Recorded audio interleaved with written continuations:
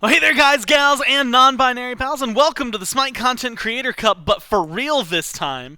Trelly, it took a little bit. Daylight savings time has ruined my day once again, which happens at least once a year, every year. I do.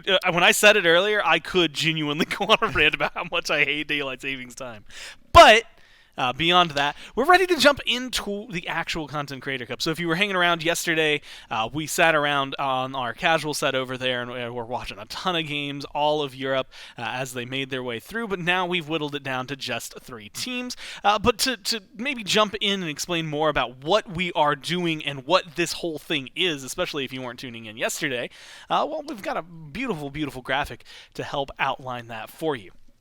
So it's a 7-week competition. That's 7-week per region, which is going to start with 3 weekends of open bracket, again, in EU and in NA, then 3 weekends of group play in EU and in NA, and then 1 weekend for the final bracket, all of that leading up to something that we'll get to in just a second. For this week, we are in the open bracket for Europe in week 1. So yesterday, we made our way through a bunch of it. This week, they were all given just a random seeding, because we didn't really have another way to seed them. Next week, the next time Europe plays, which will be in 2 weeks, next week is NA week 1. When Europe plays again, they're going to be seeding based on the points that they are awarded based on how they finish this week. So first is going to get 100 points, second gets 60, third gets 40, etc., etc. As these teams go forward, they'll be seeded based on those points. Some of them get to move to the group play, and eventually teams that do well get to come to LAN. That's one of the big prizes that they get to have. They get to show up here, and of course, Chelly, these guys, they're playing for charity right now. That's the big thing.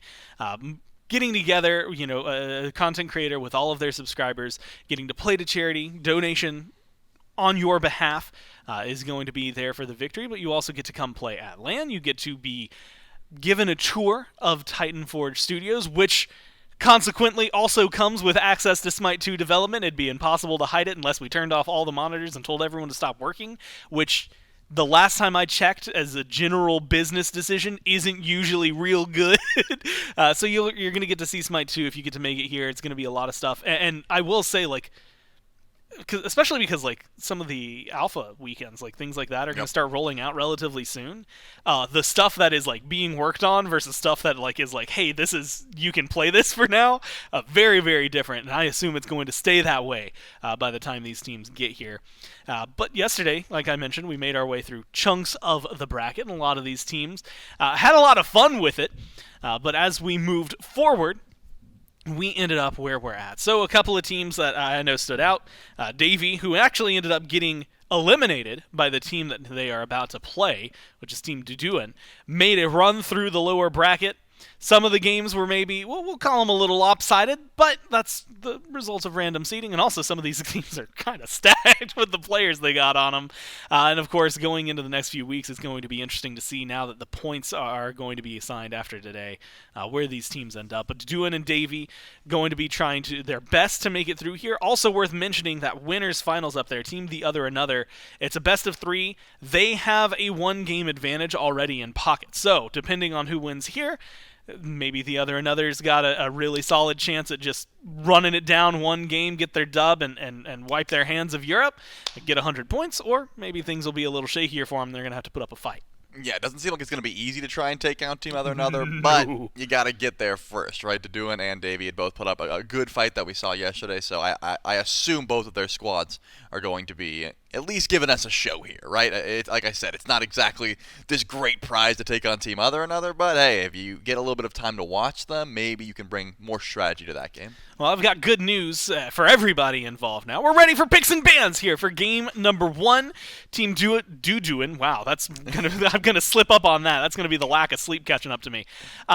Gonna be the first pick here, and of course going up against Davey on the other side. And Trelly, what was interesting is yesterday, I feel like picks and bans were still there, but changing from those best of 1s now to best of 3s shifts some of that up.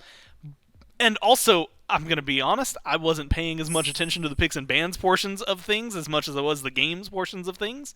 And so I'm really curious is what's changed? There's so much that it feels like, especially at this level, you could just be well, that guy's just real good at X, and so we got to ban it. Yeah, at this point, we saw a lot of actual in-game, so it changes things up, but I do think a bit of like ranked meta is going to come through here, a bit of flavor picks, as you were saying, or just people that like certain gods are going to be looking towards it. You'd rather be comfortable at this point than play something that is top meta. So, things like the Ares, that's going to be taken away from David. We saw him running that yesterday.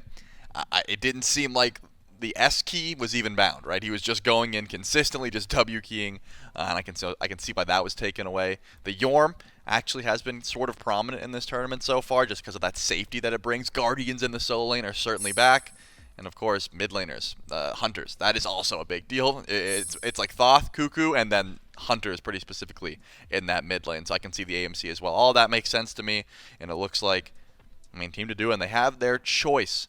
A couple top meta picks here. The Kuzenbo comes to mind if that's something you're trying to just run down. He has been a menace. If you can get some power on him, some thorns, etc., he can be annoying. And I've been telling Miff, and he just doesn't believe me how good that guy is. Yeah, it's really weird how he just goes on and on about how he's just like, Kuzenbo, he's not going to be that guy. I think an actual direct quote. Yeah. But his first pick. And I tried to tell Miff, and he said he would never be first pick. That's what he told me. I'm ready for this game to start and Miff to go on about a 3-minute rant about all the things that make Kuzenbo really strong. Yeah, it's actually unfortunate that he gets a chance to talk after this, because if he didn't, we could just paint him as a liar, but I'm the one who's lying. But it's me. I, Trelly, am the liar. Yep. Well, it is, but like you said, not only just a solid first pick, something that I feel like we didn't get to see a ton of yesterday, which probably goes hand in hand with how strong he has been, is just not someone you want to deal with. It also is, in my mind, kind of a pretty big drop off especially when you take into the bans like what's been popping off Kuzenbo and then what comes after that. And there's not a really long list. Hachi and Charon are the choice. And this is something, again, we saw yesterday, specifically for Davey. I'm going to give him the shout-out because he had some really good Charon ults on every single game. I'm talking 3-4-man ults, sometimes with team help, sometimes without. And so despite my recollection of Worlds and how Charon performed, it was a complete turnaround from what I expected yesterday. Yeah, but I do like to see the duo grabbed immediately. The Hachiman, just one of the safest hunters, one of the strongest ADCs, still in the meta currently, and of course the Charon, as you said, just a pick that Davey likes. Great damage and great setup, but it's not like Team to Do and didn't have something in the back pocket. Maman and Heimdall, sure. The Heimdall isn't going to be winning lane too hard. You're just going to be looking for safety. But the Mon, you let her get online, you let her get a couple items online, your carries start looking a little bit worse for wear. And I think you should be clear. Heimdall wasn't picked because he's going to be the one killing. Kuzenbo's going to be doing the killing. Yeah, he's going to make it so much easier for Heimdall to just exist in that lane. I'm also really excited. It feels like the Maman, when played properly, and now teams have had a lot more time to practice her and get good with this god. She can be insane when given the proper hands, and so we'll see if Team Deduin is the proper hands to do so. Bologna locked in on the other side. Feels a little fight heavy here for iDavy, but a good top 3. Yeah, definitely still a solid pick, even though Guardians are popping up more and more in the solo lane. I think Bologna is one of those warriors that can certainly just span the test of time, right? You're going to be able to auto-attack pretty well into these hunter metas. If that Maman is jungle, there's a chance another hunter goes into mid lane, so we can hold on the ambiguity of that pick, but Bologna's going to get a good matchup there into a double hunter comp. And of course, just like good setup, right? You already have the River of Styx, and now you've got Eagles Rally, so just good CC to set up for the squad. I like the back picks here for iDavy. Now, I see the Agni ban, and Charlie, I'm going to ask, because I know we were talking about it. I'm pretty sure it was Aim Blue in mid for Davey. Yep. Was he like that had like 10 stars on 10 Agni stars, yep. Yeah. So that makes sense as a ban, like just in general. Like that guy is real good at Agni, or at least plays him a ton. So imagine you've got to learn something by 10,000, right? And then the Thoth as well, which I think has been a very big powerhouse. Little caught off guard to see Chalk and Neath. It feels like those are both more niche than some of the other gods, especially in competitive. Yeah, I expected like Marty could be something Team to Do and was looking at, but I understand the Neath ban. That's just annoying, right? When you're trying to just exist in your map and you get hit by a World Weaver, it sort of changes the dynamic of a 1v1, a 2v1, etc. So I get that much. And we have been kind of cooking the Chalk pick so much. Sometimes it works, sometimes it doesn't. But I never feel like it's the best option. And seems like just something Team Davey was a little bit worried about. Take it away. Maybe just something that matches well into Bologna or can't really be dominated in that lane specifically. So just trying to target out solo lane matchups could be the call. But yeah, I'm not too worried about a Chalk pick. How do you feel about Tiamat right now? Like it feels like Tiamat's never really fallen out completely. but has always been that like, well, picks 1, 2, 3, and 4 aren't there, so I guess I'll go Tiamat now. Yeah, that's where she sits at the moment, I think. Sure, she can hard carry a game, she can do nothing, but she's got safety, she's got decent early pressure, and of course her late game damage is always going to be solid. So it's never a bad pick, but as you said, it's more so when all my 1 through 3 options were taken, and I don't want to deal with that CC, so I just want to be able to jump away from Kuzenbo, and Tiamat can do that kind of well. Was a Hunter pickup, not the Marty. Actually, the Chiron. Decent long-range damage, just takes a bit to get online as well. These physical ADCs, some of them just come out of the gate swinging, but I think Chiron really does need a bit of itemization before he really starts hitting with that Centaurus. And we've seen a lot of like Chiron mid from Venenu. I'm imagining that's where you see this going, right? No Heimdall mid being thrown for a loop. Yeah. Now I got to ask about the Kuzenbo and the Terra, though, because I feel like I've seen both of them in duo and both of them in solo at different times. Kuzenbo's kind of been touted as that guy, so maybe you could throw him wherever you want and he'll be fine. But do you have a preference for one over the other? I think Kuzenbo has a good matchup into Bologna, just being able to sumo slam the bludgeon. Your solo lane is a lot more fun. If you can go blink thorns, then you're going to have a good time. And it's not like you don't have to get teleport. I see a lot of these solo laners doing it, but the benefit is you also get Conduit Gem, which is so fun because it helps your early game a ton. So I'd probably throw Kuzenbo into solo, but I've been seeing him more in support. It's just, who wants to play Kuzenbo today? That's really the conversation. That both Terra and Kuzenbo have decent enough clear over in solo, and they're not going to want to box up against Bologna anyway, so they're just playing for their abilities. I don't think it matters too much. Both pretty safe. Kuzenbo might have more like, hey, you ganked me, I'm going to kill you now potential, which is just shove him under the tower. It's just usually, that's how it goes in duo lane. That's how it goes in mid. If he's there, guess what he's trying to do? So it's going to be pretty straightforward, at least as far as where he is, or his goal in life game, at least here. Ratatosker closes out the total 10. Feels like a really good engage. Do you think that was something they needed? Is there something they're lacking on Team Davy? No, I like their engage regardless, just because like Charon and the Bologna, but the Rat brings that global presence. You're able to sort of chase around. A lot of knock-up immunity you have to worry about on Team Doin, but I think Rat's always going to be a decent pick. I'm just curious if we see that crit build come through, because I've actually been seeing that a lot more in ranked recently, is the crit Rat, where you go the crit acorn and you dash in and just try and kill. Doesn't seem fun into Kuzenbo, but just don't hit Kuzenbo, you know? Was that, it was on this week in our Smite, we saw a crit Rat that was just a compilation of a guy critting people incredibly hard with Ratatosker. So you should go to youtube.com/SmitePro, and when it comes out, watch This Week in Our Smite to see the video I'm talking about. I guess you could also just go to the Reddit, but like watch our video instead. It's funny.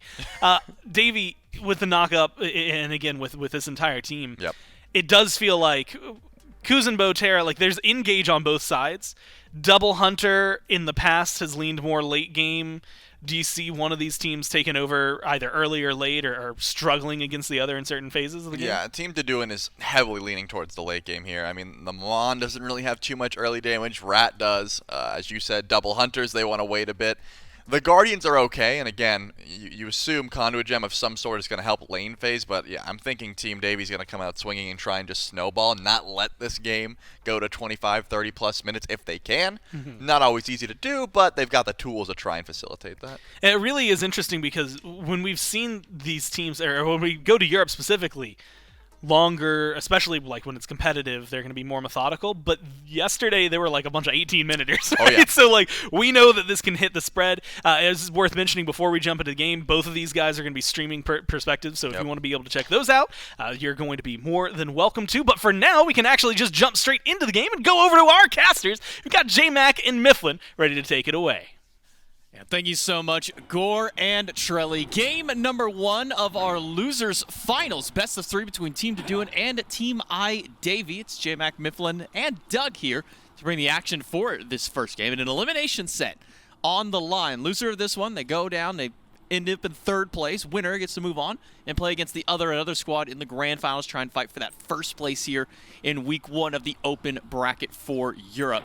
And a little bit of history is kind of hinted a little bit on the desk, but the very first match of the weekend was between these two teams. Team Doin was able to get the upper hand in the best of 1. Now let's see if they can pull out for a full best of 3. I like both these compositions a lot, J-Mac. It seems to me we're looking at a late game, hyper late game scaling composition from Team Doin, so could be now time for Davy's squad to get active throughout the early. They've got relatively high aggression in the duo lane. Dark can get active pretty easily on that rat. Bologna, for the most part, you're probably just going to leave it on island. That soul lane, just leave it to them. You know, no one's going to have fun ganking a Bologna. No one's going to have fun ganking a Kuzumbo. So, you know, let those two have mutual unfun until they're 30 minutes in. They're the most threatening people on the map. So I imagine we see a good amount of duo lane presence from both of these squads, but also this is a for-fun tournament, so maybe they just go crazy everywhere. It's so hard to say.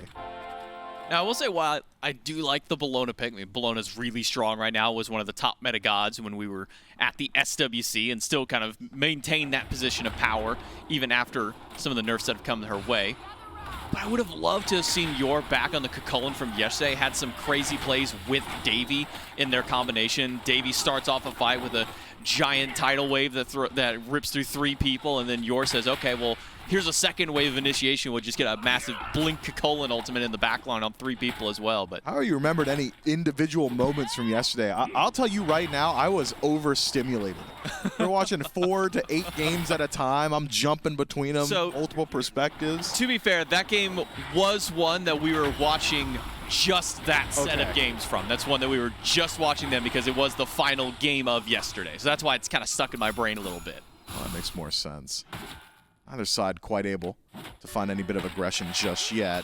Again, onus on Team Davey here to get active earlier on. If Team Dodoon has their own way, they could go a legitimate 30 minutes without having any sort of action, but I don't think anybody wants to see that. I want to see action almost just a minute and a half ago. So if it's going to happen anywhere, it's probably the duo lane, especially with Dark on the way over. Well, Dodoon's going to rotate over to the right side. Dark to the left, trying to go for a gank on a Sun Tzu. Root is there, misses the stun though because of quick beads from Sun Tzu keeps him alive, and the Horrific's not going to be enough to keep them in combat. Right back into the Tier 1 tower, Team Dodoon able to scrape by on the ult. That's such an awkward position now for Dark, where you make the rotation to duo lane, you're sacrificing a little bit of farm. Generally, you want to hover closer to the center of the map if you want to keep your farm up. But having burnt the beads off of Sun Tzu to Zypel, kind of want to rotate back through. Maybe Dark and hover here, clear out that XP farm, then rotate back through for that gank. But it's never easy to knock out Heimdall. The additional vision that he gets from the first ability just means you're not sneaking up on him. He's going to see you coming from the jungle. Team Dodoon being shoved into this Tier 1 tower now, with beads removed from Sun Tzu, with no Horrific from Denial, to try and keep things healthy for themselves. Let's stay back and play a little bit more passively compared to Team i-Dave, which can now play maybe a bit more on the front foot, try and get some initiation. Once that level 5 hits, gotta imagine that we do see Dark probably make another rotation over to the left side, assuming he can beat out at least the level 5 of Sun Tzu, and try and catch him up with that through the Cosmos ultimate. I wonder if Sun Tzu Disciples like actually read The Art of War. Do you think he has, or this is just like a for fun name? Might have. We do see Dodoon in trouble. Quick blink gets him out. And now level 5 for Escanor on the Chiron. Get some decent damage, but let's up the ult to try and steal blue. Does manage to do so. I'm not even sure if that was the damage of the ult. I think that might have been a tick of bluestone that steals that one away. That is so unfortunate. Really lucky there for Escanor. I mean, even just going for the shot, you got to prove it, right? Make sure that Davies got confirmation. Clearly 4 damage bluestone tick, wins out the day. And he comes away with a pretty nice prize for himself. That's a lot of farm denied, a lot of farm put in the pocket of the mid laner. Keeping himself ahead of that Tiamat, hit 6 first. And you're looking for that power spike real early on. Both these mid laners going to elect to go stacking items in that first slot. So whoever gets it first just add a significant advantage. That's not the ultimate. It's 5s for Team i-Dave. Stun hits Sun Tzu Disciple. He's trying to get through his Bifrost and just barely manages to get out. Less than 100 HP for the Heimdall. Back to base, the dual lane goes. Beat's still down for 35 seconds. Could be a call for Jark to maybe make a rotation over to this left side. Could be, but again, it's so difficult to deal with that Heimdall. If he's playing safe, just hang back, you're going to be fine. You've got the knockback, the knock-up immunity, CC immunity ultimate when it's back up. Beads, of course, down for 20 seconds, but it takes about 15 seconds to walk to lane, so I think that window is going to close pretty rapidly if Dark wants to get involved there. Instead, you could shift your attention. There's always the opportunity, especially against Maman Brigitte, any magical jungler for that matter, where you can just jump on them in the jungle, try and focus them, take away some of those camps, catch them in fights. For now, Dark's going to have a pretty significant advantage in that 1v1, especially because Dodoon hasn't gone back to base yet. Surprised to see Dark showing so much respect to that Maman Brigitte. already has his Acorn upgraded. I think it would have been an opportunity for him to take that fight. Well, with only his tier 1 item, Doan rotates over right. It's just going to be to make sure to take down that totem, help out Royns. On the Kuzumbo, but it's to the Cosmos, over to the right side. Sun onto the Kuzumbo, and it's first blood for Dark, and he's not done just yet. He's got a full Acorn versus the Doan with only the 1 tier 1, able to dash away, low in mana, but too low in HP for Team I-Davy to keep the chase up. Yeah, the Doan has gone for a real slow build here, and he's starting to feel that punishment for it. If it's Book of Thoth in first slot, it is going to be a long time until he sees the value of that item. Should be able to make his way back to base pretty soon, 2100 in pocket. Instead, is he getting active in the 2v1? Still keeps going. Low in mana gets it in the Is that 2v1 as he might even go for a little bit more. Just doesn't have the cooldowns, doesn't have the mana available to keep fighting against Yorm. Gonna try and steal at least the blue buff away. Mana now. Yor's got to be able to time this well. Actually backs away and resets it. Goes for the full bottle and does steal it. Yor just sitting by and watching the whole thing. I mean, if Yor steps up at all, they're doing dashes forward, just breeze on him with the bottle, and that would have been a kill. So has to play pretty far back there. It's just unfortunate for Yor. First blue buff steal, pure luck, right? Escanor just does whatever he wants, gets it with a 4 bluestone tick. Second time around, Doan's just doing whatever he wants on the map, clearly diffing that right-hand side. Puts himself 1 level up over Dark in the jungle, and makes sure that Royans at least keeps his head above water. That Kuzumbo would have been in a real sticky spot. Speaking of, Sun Tzu Disciple barely making it out of there alive. Both these teams taking significant fights on map, but neither side able to solidify a significant lead. At least kind of taking a look at builds right away with the leads as minuscule as they are at this point. Tablet and mid? Is that what they're doing? It's tablet and mid, but I'm also going to point out it's a mannequins for Sun Tzu, not your typical Hunter star. We've seen... That's more par for the course nowadays. We have seen, we saw a bit of it. I think start of the season we started to see some kind of crazy Hunter builds pop up, and the mannequins was there, but is this one that typically you do upgrade your starter, but which one of those starters of this upgrade path is better for Sun Tzu? Is it just the mannequin mace for more dot damage, or you go for that hidden blade? I gotta think it's gonna be the mace. I mean, you're really good at proccing hidden blade, but I just don't think it's as powerful. Submit from Davey, caught in the middle of 3, but it's a return stun to Doan is trying to stay alive, and as soon as he dashes out, it's a kill for Ragna, and now Davey rooted in place. Denial able to escape out of death this time. Same for Sun Tzu, holding onto his beads. Another gank over to the dual lane. This one nets Davy's team a kill. Yeah, Davey got a lot of value off that HP shielding. Ragna forward with the ultimate. Does connect with the slow, but again, Heimdall just incredibly safe. Teleports himself out of there, and even with the help of Davey, not able to lock him down. 1-for-0 trade, finally on the respawn. His team to Doan. And knocking down to Doan is just really one of the best things you can do throughout the early game for Davey. Keep him slowed, make sure he's not farming up too aggressively. It's a double ADC composition, so you're really concerned about that 25-minute marker regardless, but slowing down some of that magic damage is going to do them very, very well. That said, Doan's thrown a bit of a curveball in the build. I was expecting maybe a Spear of the Magus in second slot, maybe a little bit of penetration otherwise. Instead, breastplate path. Well, the Doan going to be caught in the middle of 3. We'll go down to aim blue on the Tiamat. So 3rd kill now for I-Davy's team, and maybe a bit of greedy invade by Doan all by himself up there. Royns, meanwhile, is clearing out the blue. Maybe stole it. Now Davey and Ragna going up to the purple buff, stole one away. And another Bifrost out by Sun Tzu. He's been keeping one up by that tier 1 tower this entire game. And he's going to stay in that tower this entire game. That dual lane aggression from Team I-Davy, it's just impossible to deal with a Terra. Terra is going to have a really, really good late game. I would argue Terra's maybe top 3 supports at the level 20 mark, but it's a long path to get there, and until then, her damage output's a little bit lower. Her healing's not exactly there just yet either. And so Sun Tzu Disciple just going to be stuck in that tower against the double aggressive lane of Charon and Hachiman.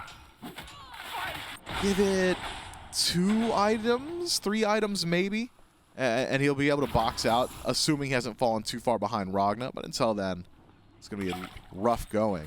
Speaking of, maybe a slight deviation from the standard build in the ADC as well, going down that earring path. Yeah, I was just about to point that out. We haven't really seen a world and a meta where, Griffin Wing is the go-to for the Hunters, but Sun Tzu's going to take a stab at it. So Mannequins, Dev, Gauntlets, and then going into the Griffin Wing after. Let's keep an eye on how the rest of the build progresses. Duin uses the stun inside the jungle, keeps walking forward. There's 3 people there. That's some back from Denial. Stun is going to be good. Ultimate from Davey pulls him right back into the Wolves, and it's Ragna who strikes up for his 2nd kill of the game. Almost everybody on Team Davey over here in this mid lane. It's a beacon getting ready to spawn itself up. Meanwhile, you're just still chilling over on the right side. Doesn't want a part of any of this action just yet. Yeah, the Duin strikes me now as the type of player that should just be playing like warrior jungles, the Surters of the world, the Thors. He's getting very active on his own. Speaking of, a little bit of aggression on that right-hand side, but Kuzenbo is not exactly easy to dive and has been able to go for a double physical defense stack, getting that double dip on Yor and Dark. So even with defense shred from Rat, still not able to knock him down. Imagine we see probably just a good deal more physical defense. It's going to be a little while until that Kuzenbo has to make contact with Tiamat. Could even probably get away with a greedy damage item in this next slot. I'll be keeping my eyes on his build too. It's a tablet into Book of Thought for Aim Blue. This feels like we're going back in time a little bit on some of the mage builds. I mean, this is a very small meta that we had when Tablet was really good and people were kind of going this build path. It's been a while since we've really seen Tablet outside of maybe like a Jormungandr in the solo lane style of play. So seeing Aim Blue rush that straight into Book of Thoth, a lot of power he's going to get from that build. And we saw a lot of that put on display right there in the mid lane. I think half HP onto Escanor just from that first ability proccing in. Well, compare his build to what Escanor is going for. Escanor's found a lot more value already. Jotun's for the CDR stack. Transcendence already finished stacking up. Can pick up whatever it is that he wants next. Already has all the damage he needs. Escanor's hit his power spike. He's one of the most competent fighters on the map right now, whereas Aim Blue, he'll be really, really good in like 30 minutes, but until then, we're waiting on Book of Thought to stack up. You still need to get stacks on that tablet, and it's not exactly easy to want to step up against Chiron to find some of those stacks. The poke potential coming back his way going to be really annoying. So I think I would have preferred to see Aim Blue go for a slightly faster build, especially considering what we had talked about a little bit earlier, with Davies' team needing to be the one to get a little bit more aggressive. They've done a great job of it, but for the most part, we're just kind of having this Tiamat farming mid. So far, we're seeing about a 2,500 gold lead for Davies' team as a fight around the beacon may just break out. Davies standing on the point, 3 collapsing in from Team Deduin. The captain himself at the forefront, gonna be chased out by Davey. Doesn't quite get him with the root, but with a blink over the wall by Dark and some good damage. Follow up, just a little bit more. Dark's gonna have to chase through the Cosmos, gets the knock up, gets the auto after. It's another kill for Team Davey, and now Denial in a bit of danger. Stunned out by Dark, who's been waiting around the corner from his previous kill. Dark kicked back by the Giddy Up. And Team Deduin will be out for now, only losing 1. Give me honest, J-Mac, I think this is the first time we've seen Chiron sense the Giddy-Up buff. It does just absolutely own now. Maybe that's something Escanor can play around pretty consistently. A lot of displacement in general for Team Deduin here. Kuzenbo, once he starts getting involved in these fights, should be able to stop this dive potential from Davey. Sun Tzu right back at it with his usual ways, able to teleport back towards that tier 1 tower, find a bit of safety there. Ragna goes to the ultimate, but comes up empty. Team Deduin's really just waiting for that opportunity to play as 5 and haven't had it quite just yet. It's all about weathering the storm, and so far, Davey and the rest of his boys have done a good job establishing a lead, but no neutral objectives. Means that there's really still more gold to be had, a lot more farm on the map to be had. But having had the opportunity to speak to Davey at length, he is one of the most eccentric characters that's ever come through the doors here at hi-rez. He strikes me as the type that wants to send a message, and the message is, I can kill you. That's all he wants to do. He wants to run it down. I would almost argue, if we were listening to their comms, his team saying, hey, we could do gold. And he was like, why? Let's chase the enemies. And maybe that's something that's reflected in the styles of gods he's been playing. Charon and Ares have kind of been the go-tos for Davey. Just the, I want to run it down. I want to get these kills. I want to make sure we're going absolutely crazy and that I get to be the leader of this team running forward at them. We'll get rooted out by Denial. Stun going to connect from Aim Blue. Damage starting to stack up now for that Tiamat. Tablet about halfway stacked. Book of Thoth nearly done. And going into defense again. This is a very heavy defense comp just across the board. This will be the 3rd breastplate now picked up. Some things never change, and breastplate's still good. The evergreen item in Smite. we'll see some of those upgrades come through before too long, as Davey will elect to pick up that Pyromancer this time around. Daduan squad in position to put up a defense. Keep your eyes on this Kuzumbo. Pyromancer getting low. hi-Davy's team able to pick that one up. As runs to the backline, gets the push onto Davey through the Cosmos used by Dark to escape. But the stuns are just so good. The walls, all the displacement that's coming through, it's not quite enough for hi-Davy's team to escape. It's a double kill for Daduan, and Yor in the middle of 4 has got to back himself out as he's lost 3 allies alongside that Pyromancer. It does go objective-wise to hi-Davy's team, but Daduan come out with the kill lead. 3 kills for 0 and a Gold Fury to boot if they have their way. I don't think Ragna can really step up to this one. Maybe you throw out a long-range shot, but again, all that displacement on the side of Team Daduan makes you really not want to risk it whatsoever. So it will be a reset back to neutral and farm here for both of these sides. No neutral objectives feasible on the map right now. 15-minute Fire Giant, not exactly in the cards, and Team Daduan buy themselves a little bit more time to start stacking up this Exodia composition. Now with the gold lead, a little bit closer than what it was before. Sitting about 2,500. hi-Davy's team gets the Pyromancer. A little bit of extra stuff right before, able to push up about 3,500. Now to Daduan's team, keep it closer to that 2K mark. Still a little bit behind, but showing that a couple thousand gold this early in the game is not really that much of a mountain to climb up against them. Taking a look at Escanor and kind of how his build is progressing. Full CDR available to him now. Has the Jotun's Wrath and the Fail Not, a little bit of crit chance in there. So now just raw power on the mind for Escanor. And he's got a lot of damage. Something Charlie had talked about on the desk, that Chiron and what he can do with Centaurus in the late game. Each shot doing upwards of like 350, 400 damage to these squishier targets, not taking into account the bluestone procs and things along those lines. So keep my eyes on him. It's not easy to kill him either. That death immunity, the ultimate, can be really difficult for the largely single target DPS composition that Davy's got for themselves. Tiamat, not exactly the greatest at AoE. Charon, I mean, not exactly the greatest at initiation, so Dark and Yor gonna have to pull a little bit of the weight there. Otherwise, it's generally up to Ragna, who is gonna pick up a little bit of AoE in the build, something an OG build, really, from Ragna. This has been a while since we've seen this one. Axie Kinsize into Odysseus Bow. And I like it, into what could be a difficult front line to work through. Just hit the front line and trust Odysseus Bow to hit the back line for you. Now, might not even get a chance to talk about that. We'll hold that thought. It's a small fight around the Comet. Does get dropped by Davy's team and picked up by Davy. So we have a small little breakout around the beacon. 3 of Team Daduan here. Meanwhile, the jungler for Team hi-Davy just now starting to make their rotation over. Davy's trying to hold this point as long as he can, but it is going to go over to Team Daduan.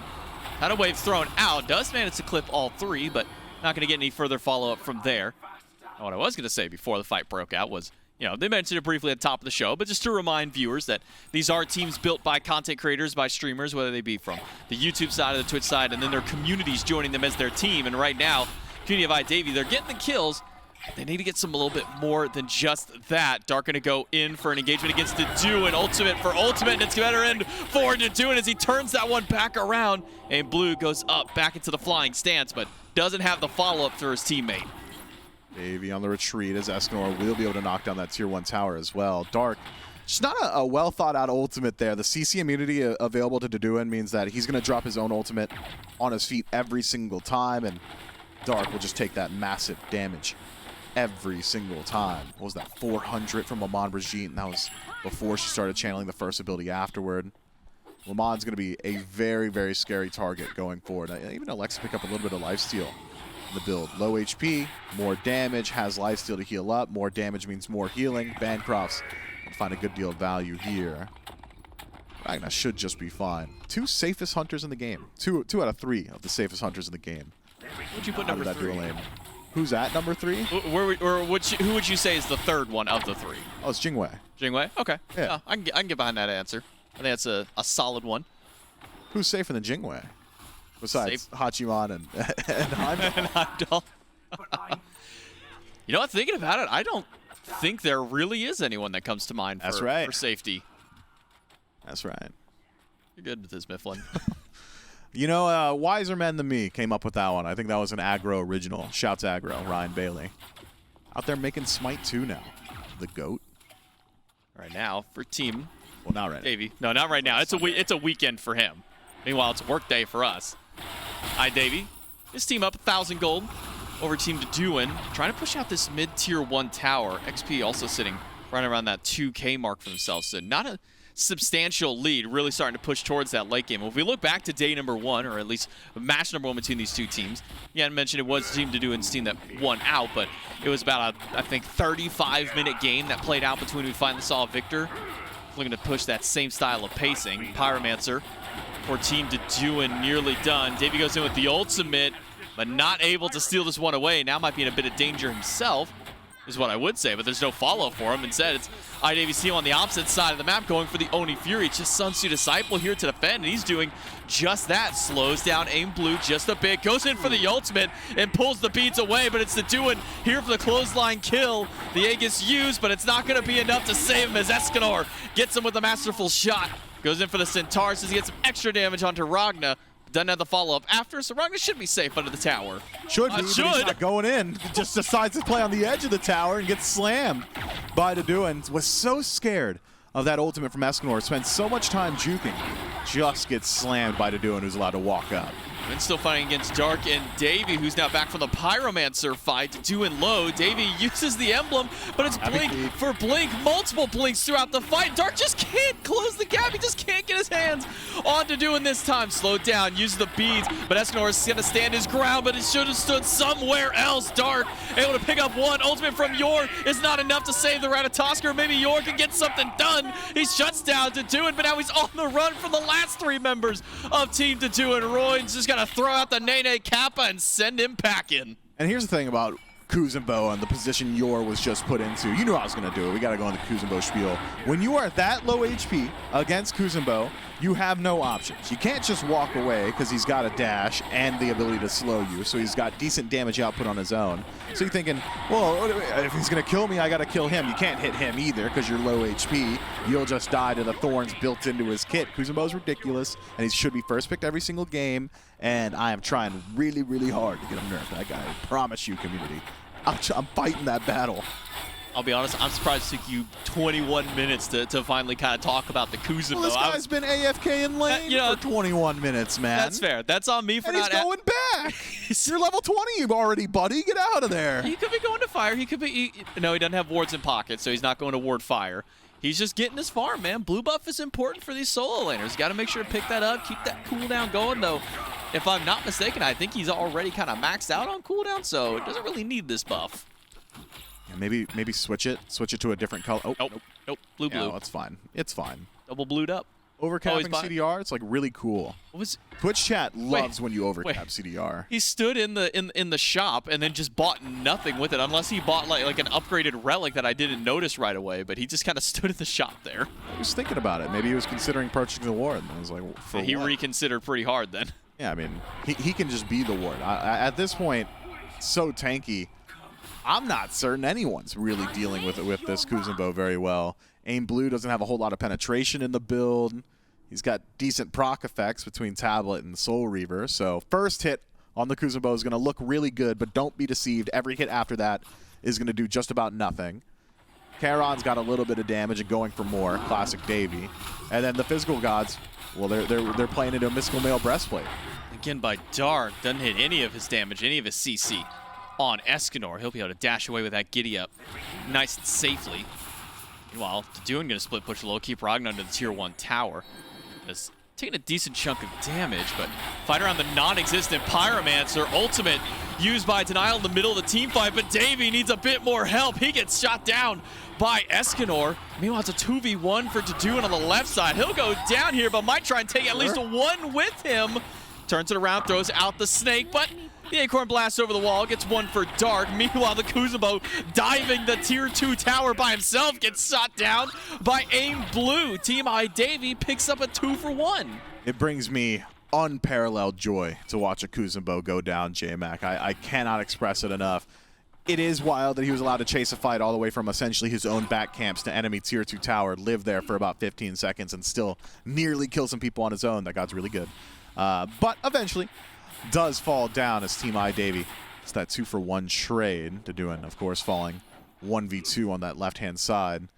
So it's a return to the scene of the crime. Team I-Davy, last time they had pulled the Pyromancer, got the objective, lost the fight. This time around, grabbed the objective, lose the fight, but maintained their lives. Do get that 2-for-1. Now Pyromancer along with it in the game. Gold-wise, Myth, experience-wise, we're essentially dead even at this point. The only XP difference really comes from the supports. I-Davy up 1 level to Denial. Hasn't picked up his starter item yet. I gotta imagine Davy's just waiting for the extra golden hand to be able to do so.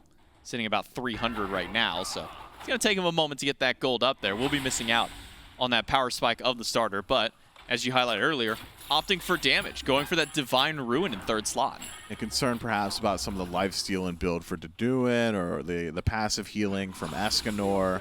Even Sun Tzu Disciple getting some of that healing himself has upgraded the mannequins into the Mace Tree. That means he's going to shred Fire Giant the second he's allowed to pull it. We'll shred just about anybody. That Executioner finished up as well. And here's the thing about Envenomed Executioner. I know a lot of people don't realize this.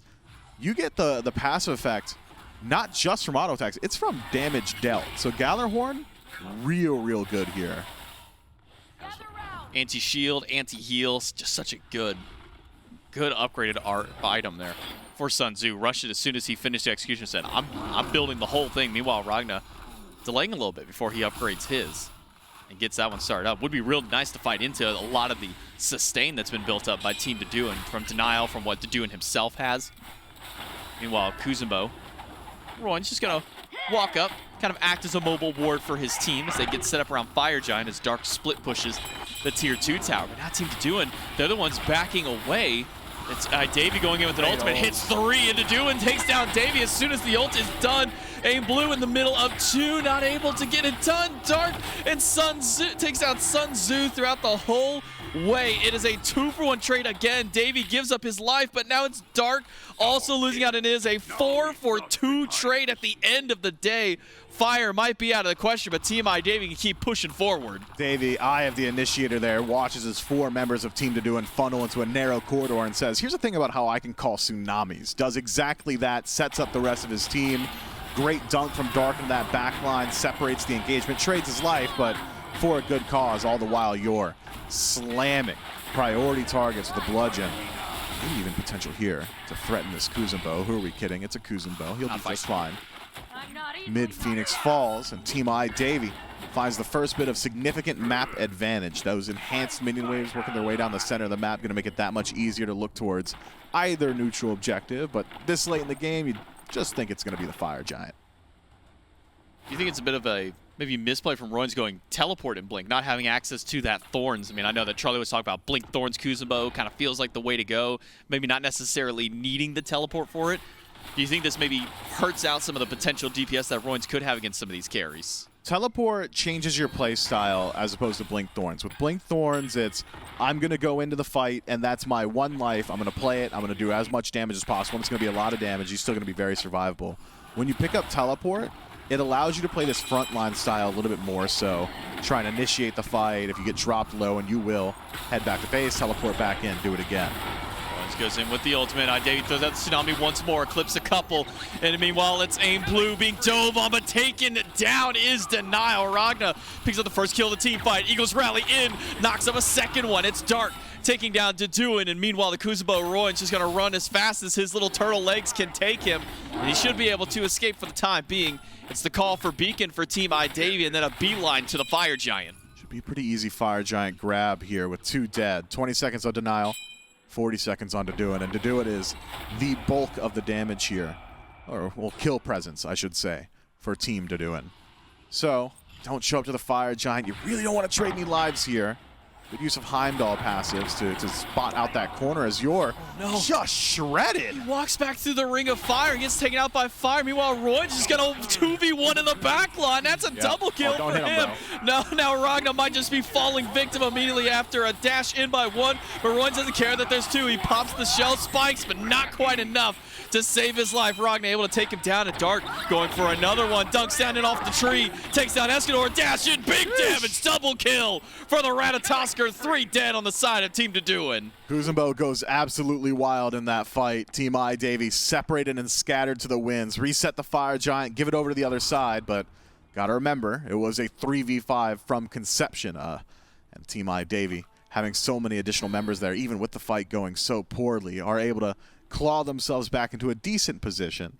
Fire Giant maintained by just a single member of Team Deduin. Denial, I don't really expect a whole lot from a Terra as the sole Fire Giant member, but it does buy Team Deduin a little bit more time to just get that mid Phoenix back up, continue stacking up some of this farm, getting that hyper late game composition a bit more ready. I like this kin size pickup that Sun Tzu Disciple is working on. With the front line of Team I Davy essentially doing whatever they want, Davy and Yor just running it down, that kin size will make them think twice about where they're allowed to stand. Tier 2 tower. Taken down. Runic Bomb in pocket for Dark. Able to notch that one away, so only one structure still standing. One permanent one at the very least for Team I Davy to knock away. Sitting up 6,000 gold at this point. Maybe not as monumental this stage of the game with all the carries nearly full build at this point. Sun Tzu just waiting for his last item to do it. Actually for a last item, Rejuvenating Heart in a fairly lifesteal heavy build. Now, I've messed with Rejuvenating Heart on some characters. I'll be honest, I don't know how good it is on Mammon. I guess we're just going to have to find out, because I'll be honest, bro, I've never once built that item in my life. I know it's great. I know for a fact it's phenomenal. It helps out the rest of your team a whole lot as well. But generally when I've seen Rejuvenating Heart, it's on like full lifesteal Anubis or guys that are a little bit tankier, can stick around in the engagement a little bit more often. Deduin's got some defense in the build. That Breastplate of Valor going to help out a bit there, and you're essentially an off tank with a double lifesteal between Bancrofts and Typhons. But I've seen Deduin do a lot of damage in a fight. I haven't seen him stick around for a whole lot of time. Usually it's one, maybe 1.5 ability rotations before Team I Davies able to chase him out. So we'll see whether or not he gets the full value of that item. Tier 2 tower, gone. Team I Davy still have a little bit of time to play with.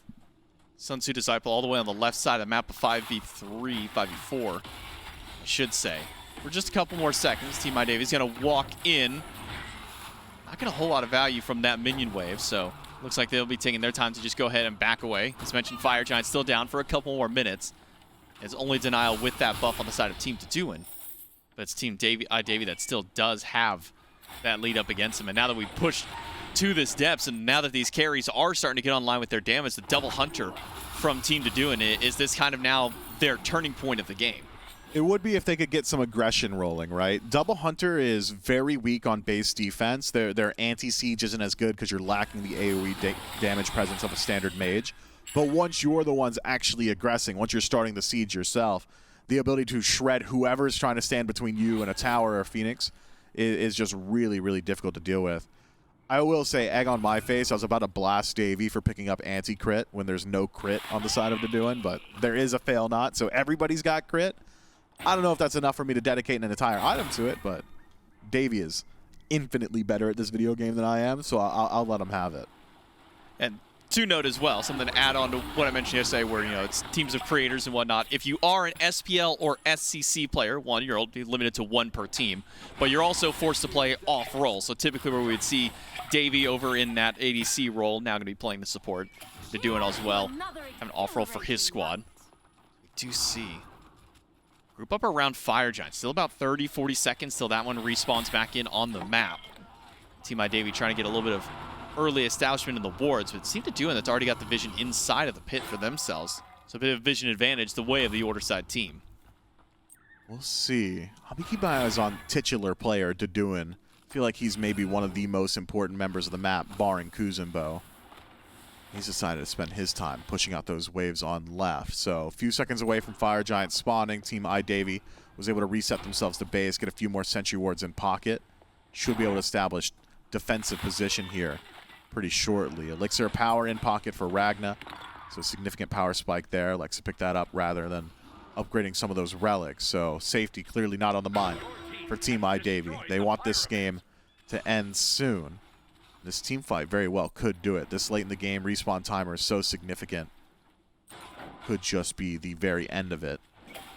Worth noting for the fans at home, if you're curious as to what comms sound like in a tense situation like this, all of these players, all team captains, required to stream throughout this event. So if you're wondering, what's Davey talking about right now? What's doing? And the boys talking about? Probably talking about this Kuzenbo. Roy's in the back line, too far, stunned out. Aim Blue gets the credit for the kill, but Dark was able to split push a Phoenix all that while, but the masterful shot chased him through the Cosmos, and on landing, it's already back down to a 4v4. But Team Deduin losing out on that Phoenix means soon they'll have to have someone play that base defense. Luckily for them, fairly close by as far as defense is concerned in that mid lane, but that's a trade. Is that a trade that you would say is worthwhile for Team Davey? I mean, getting the mid Phoenix is pretty good, but I felt like Team Davey had such good position plus lead that fighting around the Fire Giant would have just been a little bit better for them. The backdoor is a play I would go for if I'm feeling desperate. I don't think Davey's team should be feeling desperate here just yet. So I would have much preferred to see them just go for the objective play, but it's not bad by any stretch, especially with the 1-for-1 trade. It essentially just buys you a little bit more time, extends the game by about a minute, but maintains some of that map pressure that Team Davey was benefiting from previously. Almost a self-reminder, but also a reminder for fans at home. You can now purchase 2 glyphs that we've seen from Deduin, and maybe he can put those to work here in this fight around the enhanced Fire Giant. Already down to half HP, melting quickly at the hands of Sun Tzu Disciple. And meanwhile, Roy into the backline is going to go for the 1v4 and gets the kill onto Ragna. Team Deduin gets the Fire Giant. Roy's going to trade out his life for that objective, but maybe think a little bit more. Davey low, hit by the knockout from Deduin and taken down by Sun Tzu Disciple. Team Deduin with 2 kills for 1 in the enhanced Fire Giant. And the second Royns respawns, he's going to be able to teleport in towards this fight. So keep up the siege. EFG means no backdoor protections, means double hunter composition.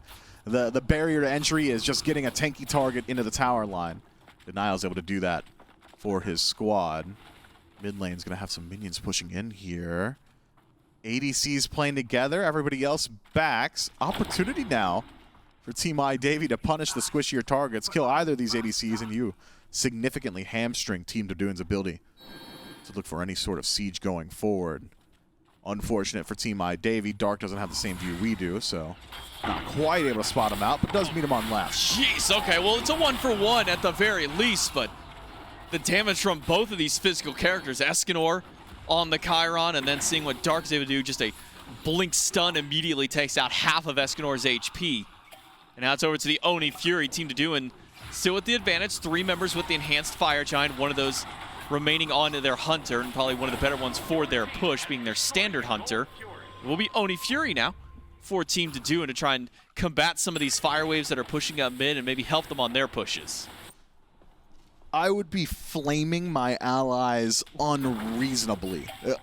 I would have to change my name afterward. You know, that is crazy that my ADCs are just meandering through the jungle together after the air quotes frontliner of Deduin and Denial decide to back up there.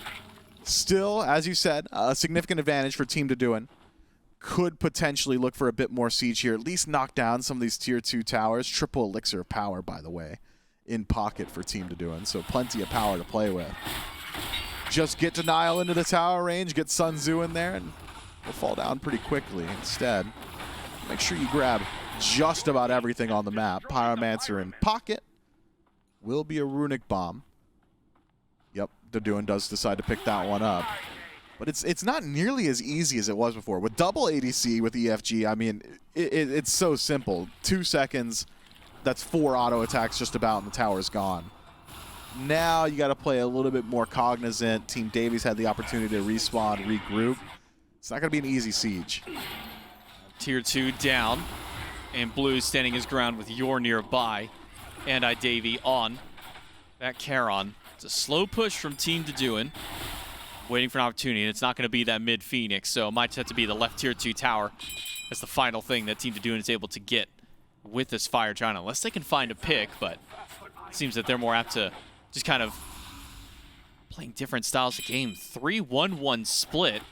Kuzenbo does have teleport, and a ward to the backline means that one's going to at least go towards one side of the map. Meanwhile, Deduin in the 2v1 able to take down the enemy jungler. Now makes it 3v3 on the left side, but Dark's going to be on the way soon once he respawns back in a minute.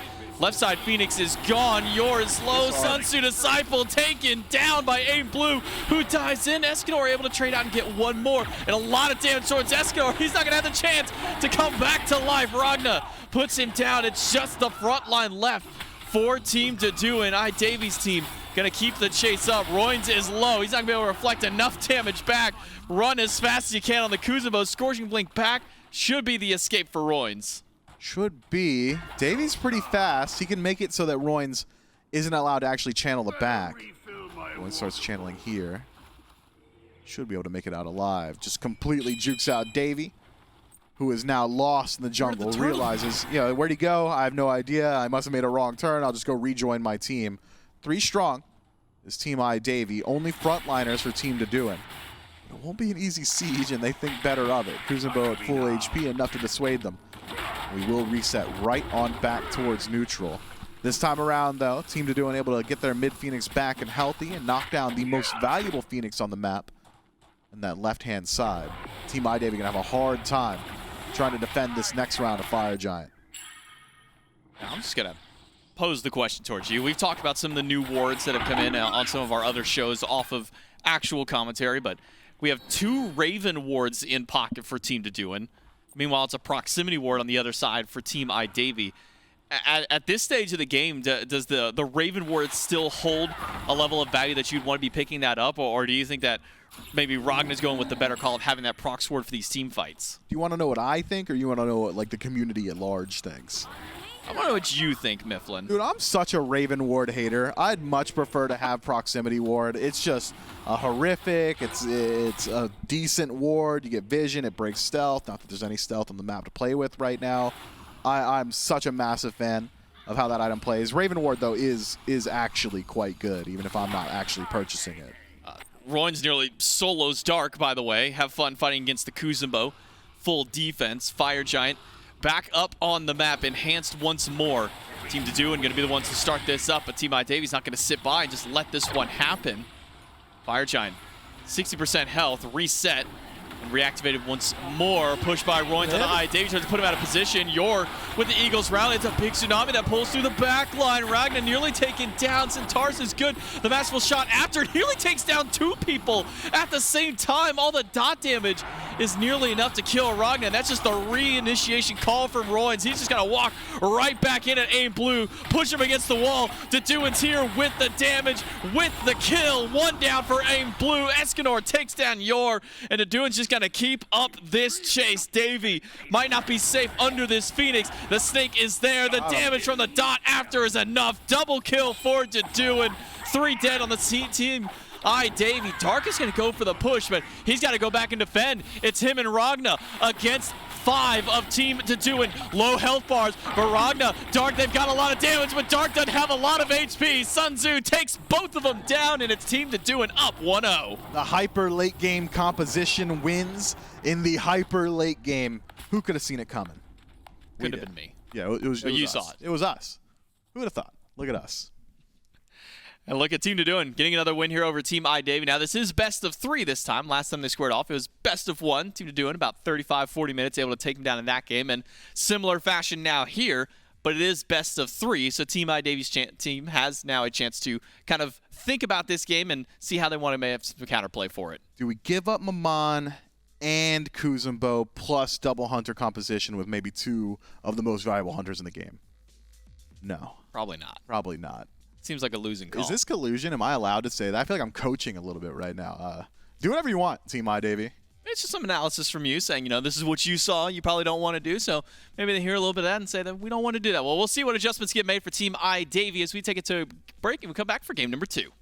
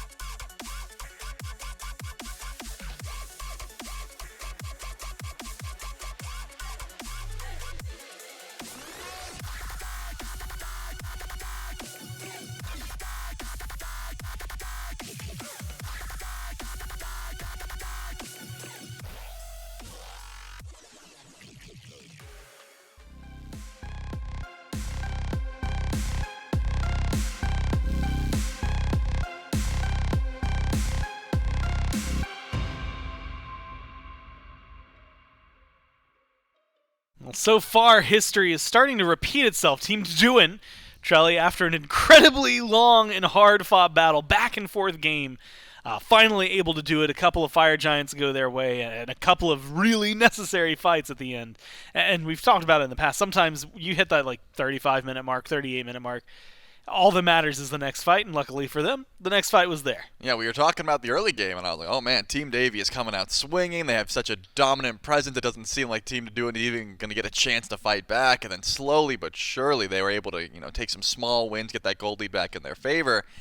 And then it just seemed dominant, right? I was questioning Deduin on the Maman. He wasn't doing too much poke, just wasn't doing too much consistent damage, but it was the all-in. It was the 1v1s he was able to find, some of those crazy just burst damage plays that Maman Brigitte can have, and of course, you gotta look towards that Kuzenbo as well. So much damage coming from Escanor and Royan, so I think that those are picks that might be looking to take away. The Chiron ult's just blowing through the backline and made it so easy because usually the issue is that the tanks can dive the backline, but how do you get your carries there?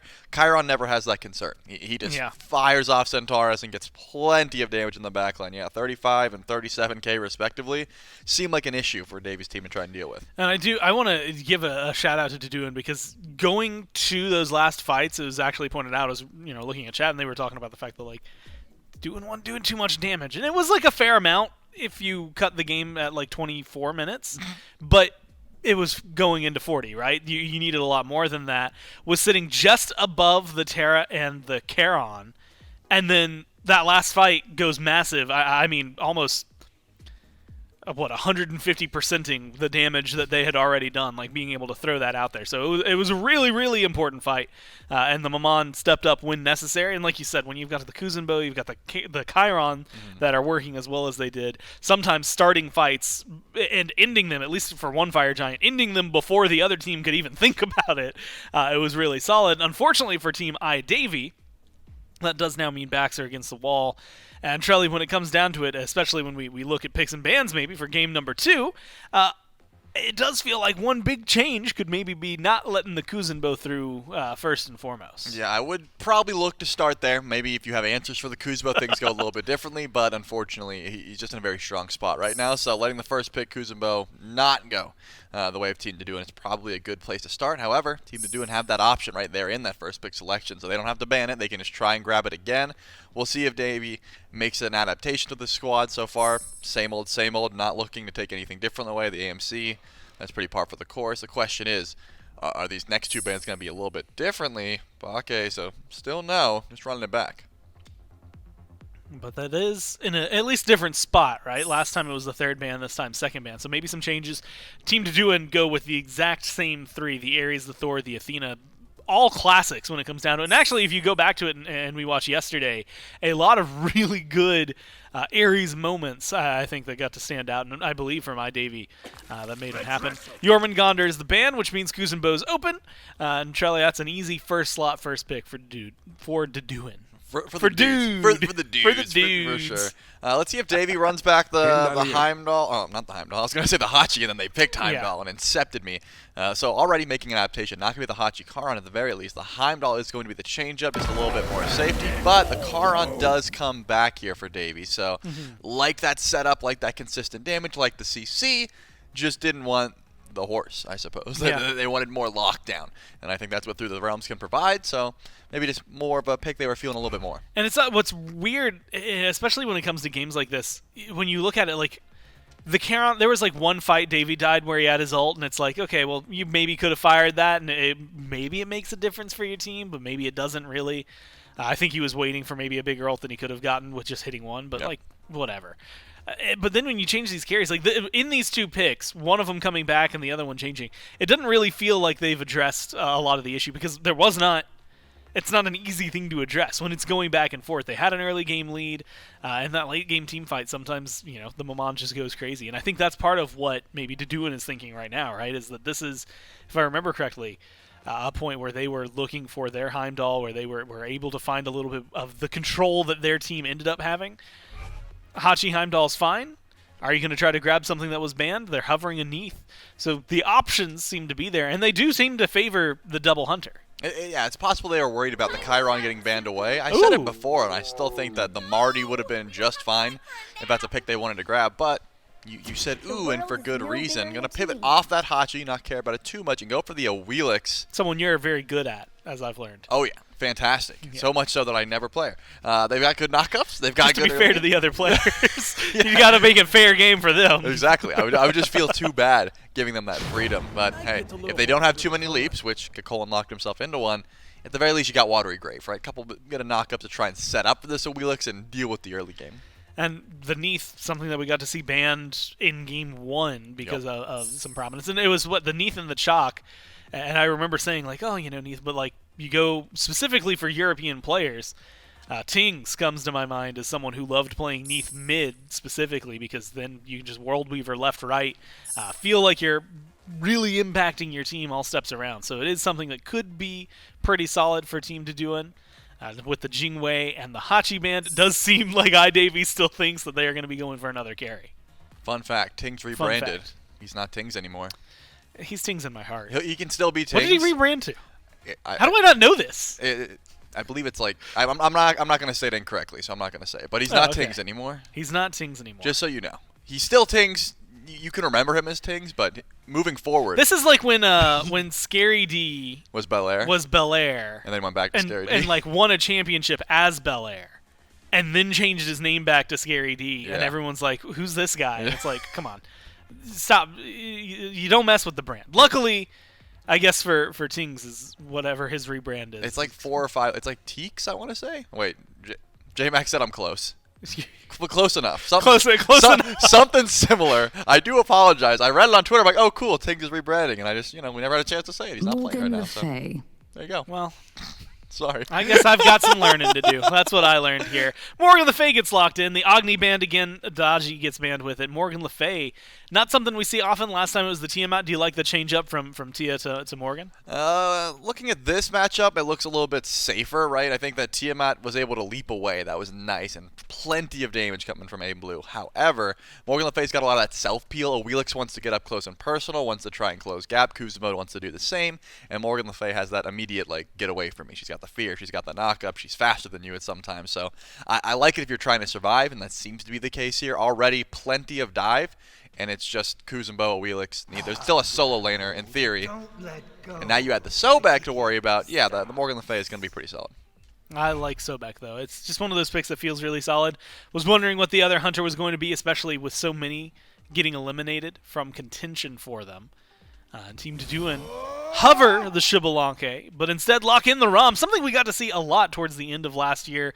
It felt like Rom, first off, always one of my favorites whenever you get the 6 snipes.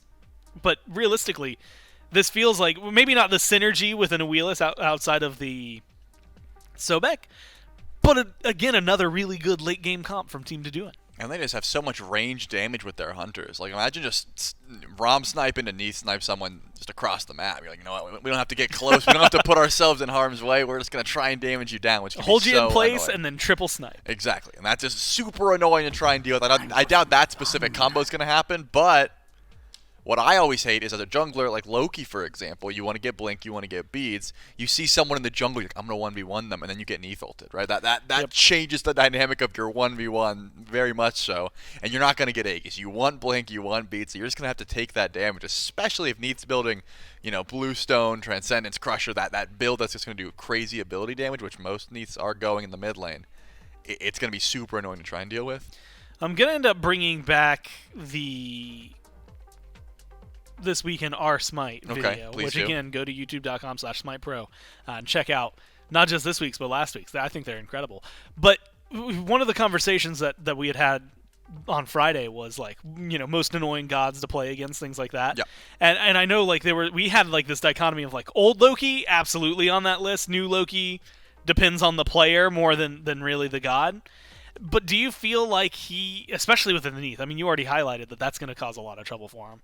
It just doesn't feel like he's going to have a good time in a lot of these. You go to Rom, he goes up into the air. You go to Kuzenbo, well, he's a tank. You go to Sobek, he's a tank. Neath, ulted, rooted, backflipped. She's just going to try to get away. And a Wheelish might just take you in the fight. Like, Yeah. it feels like he doesn't have a home. Yeah, so Loki, in my mind, is a pick you go to when you want to own the other jungler, right? Yeah, you just nice. want to go in invis at his speed, his back camps, find a good 1v1 and try and take it. Nice. You have the knock-up immunity, which is good, but like I said, if it was just a Wheelix versus Loki and Loki gets the jump on her, he's going to win every time. Yeah. He takes away her passive, he wins the 1v1. You already highlighted it, though. It's rarely going to be a 1v1. If Neath is paying attention, if Ram is in the It's vicinity... like a 1v1.5. Yeah, and that's never as fun, right? You like the 1v1, you don't like the snipe sort of ruining that. So I think if Loki plays very calm and sort of just looks for those isolated fights and understands, when he has to ult out and when he can go in, it gets a bit easier, but still not a matchup I would love playing. So Neath hits you anywhere. Yeah. And if you're on the left side of the map and going for anyone that's not Rom, or if you are going for Rom, he might just hit you as well. Like, Yep. you're in a 1v1 with a Wheelish around the shield buff or whatever on the left side. Yep. In the Gold Fury pit for some reason. You just happen to clash.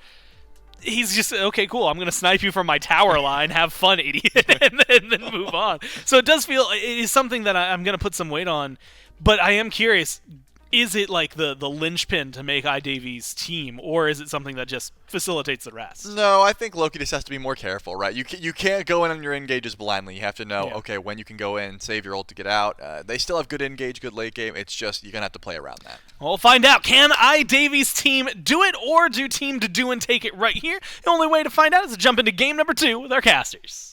That's right, it's game 2 of our best of 3 here in the losers finals between Team Deduin and Team iDavy. Team Deduin now up 1-0 in this best of 3. A win here means they move on to the grand finals and face off against Team the Other Another, who will have a 1-game advantage, so it has to be 2 games in a row there for Team Deduin to end up finding themselves a win. It's J-Mac, it's Mifflin, and Doug here for game number 2 to these two teams. And Team Deduin not really going to change up the identity of their team composition this time, Mifflin. Still sticking with the double hunter, the double guardian along with it, and your traditional, this time pushing away from the Mammon of the jungle, and now going into a more traditional assassin inside of that jungle. Yeah, but on the other side, a non-traditional assassin, right? That's pretty cool. That's pretty cool, pretty interesting. Get a Loki on the other side. How often do we get to see that happen? If Johnny's not playing, probably never. Oh, man, I forgot But when Johnny plays, Johnny was doing it. somewhat common. But how do you feel about the Loki? They shared maybe some worries that Loki might have when it comes down to the team fighting, but really good in that 1v1 style, especially if he just wants to be fighting against Deduin throughout the game. Man, I'm trying really hard to separate Loki in Smite 1 from Smite 2 Loki playtesting recently. Man, how different are they? They're not that different. They're not that different. Okay, I could do this. I could do this shit, Mac. Minions have spawned. Loki's really bad. Just like not exactly great. I think Loki does get a buff in a competitive format like this, where teams are a little bit less cohesive. These guys aren't scrimming 8 hours a day, 5 days a week, and then coming out on the weekends and playing, right? So if communication isn't always there, it's going to be pretty difficult to track Loki. He's got this really fun hit-and-run play style where you walk up, You proc your Hydras, you hit your Vanish. If it's on a squishy target, that's like 40% of their HP. You can either decide to all-in commit for the kill with the Flurry Strikes, or just walk away, do it again, rinse, repeat over and over.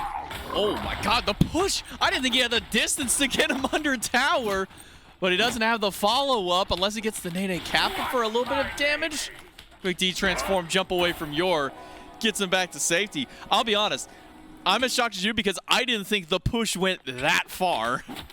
Yeah, but if I learned anything from Royns in the previous game, this guy is a Kuzenbo specialist.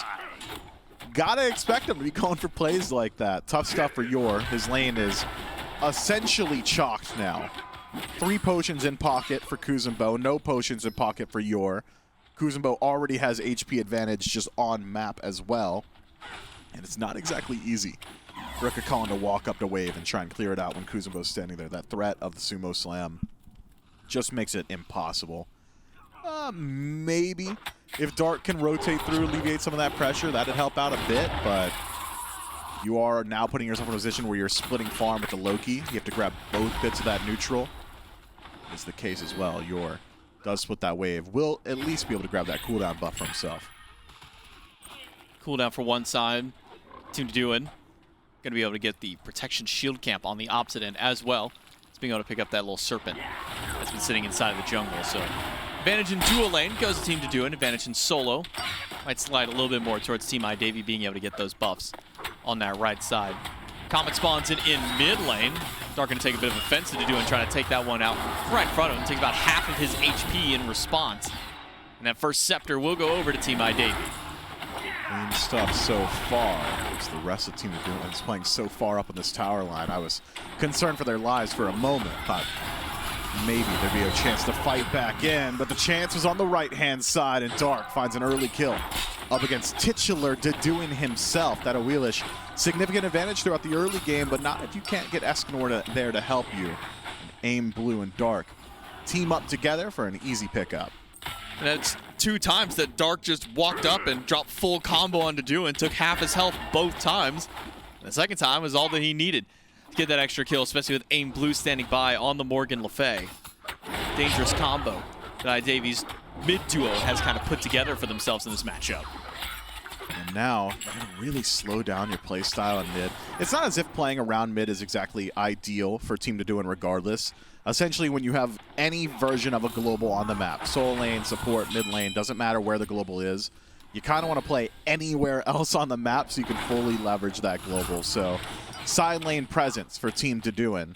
Maybe try and rotate over towards that duo, or take another fight in mid. It worked out real well the last time. 2v2 failed in the last fight, and it's about to go even worse in this one because Dark is level 6, not have access to that ultimate though. Both he and Aim Blue already used it, but if Esco's gonna stand his ground, he'll at least take down one in response. Dark stepping too far up towards that tier 1 tower. Gets taken out in trade. 2 kills for Dark, 1 for Aim, but now Escanor gets Team Doin on the board. My man Escanor's got no fear in his heart. That's the second time this set where I'm just certain they're out alive. They're already in their tower and they don't continue walking. Ragna in some trouble. If Neatholt hits, maybe puts him in kill range for Rommel. Is in kill range. All 3 shots would take him down from here. Sun Tzu to Zypel from the Art of War. Taking a play here.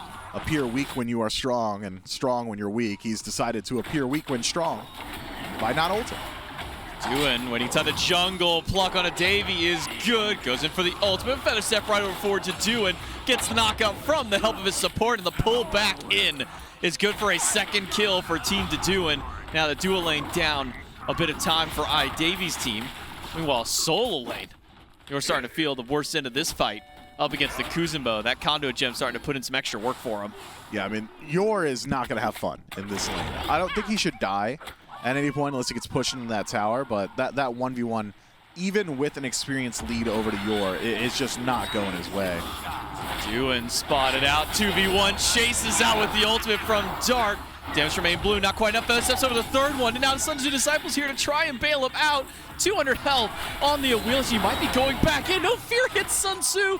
It's not quite enough damage. Up in the sky for the snipes. Needs all 3. Only needs the 1 because the Doin's got the final shot to get the kill. But now can Team Doin get out. 2 low health bars and a very tanky Sobek means that Team Doin gets their pick. You Can't accuse either of these teams of cowardice at this point. Both sides are certainly getting in there and getting aggressive. Dark reinitiating onto Sunsu Disciple, probably assuming that Rom ult was down.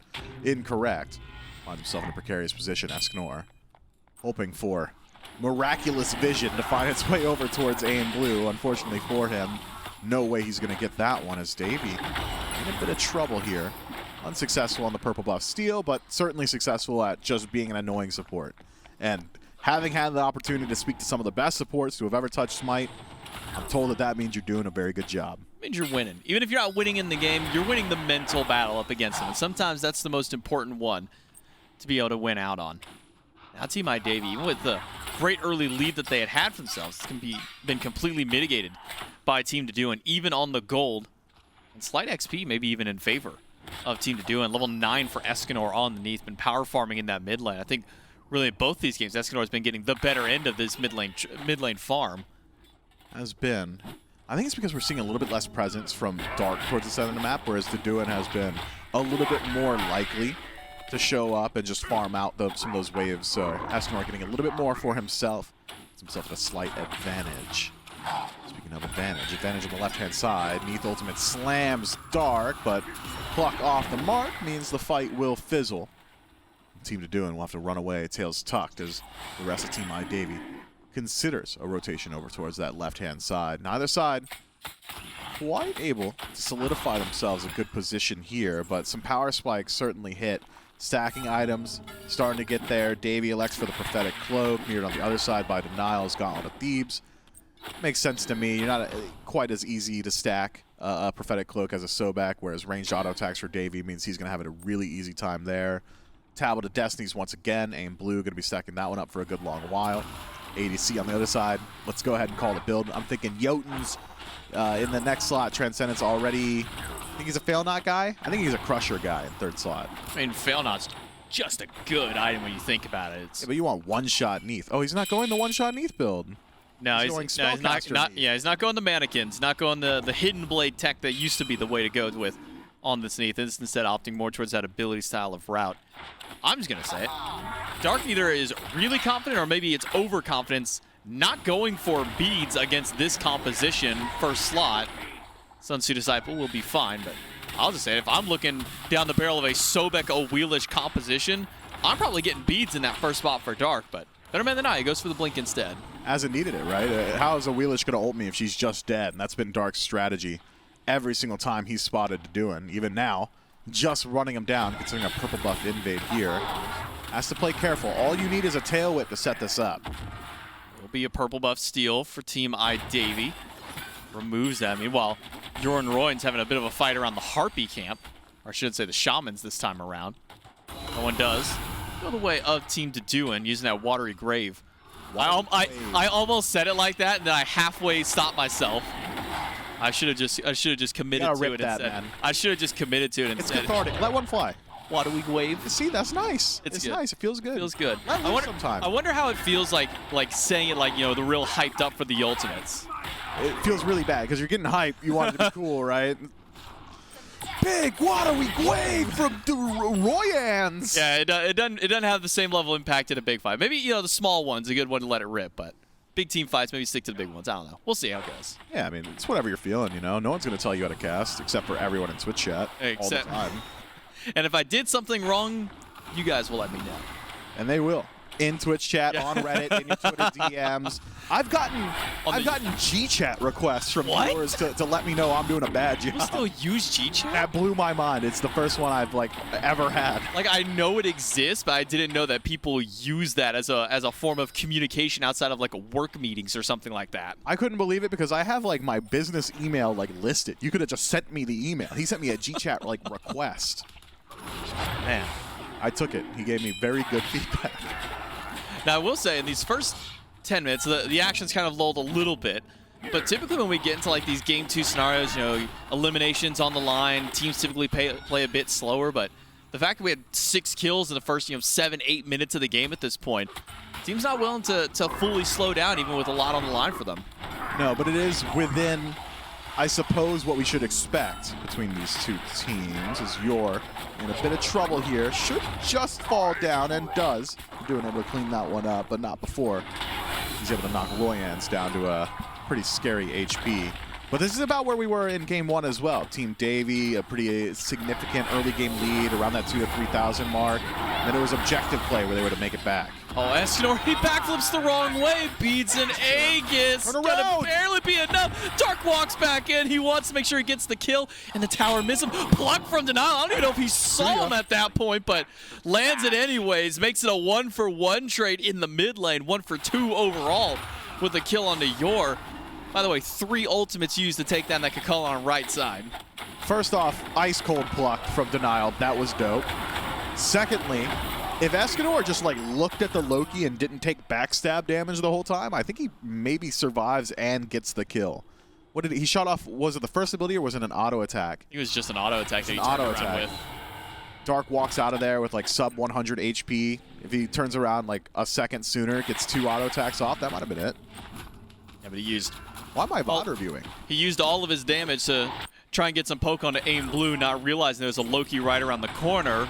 Ragna gets the knock up. Ultimate pulls Beads away from Sun Tzu to side, but that tier 1 tower, that's not safe enough for you when Davy's willing to go for a dive. Kill for Ragna, and ultimate by Escanor. Blocked by Davy. Good support, making sure that Ragna stays full HP for his siege. Yeah, unlucky there for Sun Tzu to Zypel. Rom's always in an awkward position where it's like, oh, I could go up to the air, and then you look at the mini-map and it's like, I could buy 15 oh, my team's nowhere near me. Maybe I just hold on to my ultimate so I have a little bit of kill pressure a little bit later on, and that's the decision Sun Tzu Disciple decides to take. Holds on to that ultimate. Does lose out on the beads and his life, though, in exchange. Ragna now about a level up, but maybe loses a bit of that lead if Taduin has his way. And he won't. No, Bifrost there, ready to go for Ragna. Get him to the opposite side of the tier 1 tower. Keep his minion wave push up, and now that he knows that there's an Awilish nearby, might play a bit more careful while the rest of the team just plays aggressive in mid. Davy doesn't have that dash. It got pulled out earlier. Tier 1 tower, not quite enough damage. But Denial cancels out the ultimate, gets that sickening strike after, and will clean up the kill. Denial MVP right now. This Sobek, no complaints. Keep it up. Pluck was perfect. Locks Davy into the tower. I was really surprised by how much CDR Escanor's already got. Got off, I think, 3 spirit arrows in that fight. Ragna dropped low, and lo and behold, it's the hero Denial on the way in. Does have that horrific. Rolling by Sun Tzu, not enough. Taduin gonna cut off the path to the tier 1 tower. Able to get that dash just in time from the ultimate. It just came back online.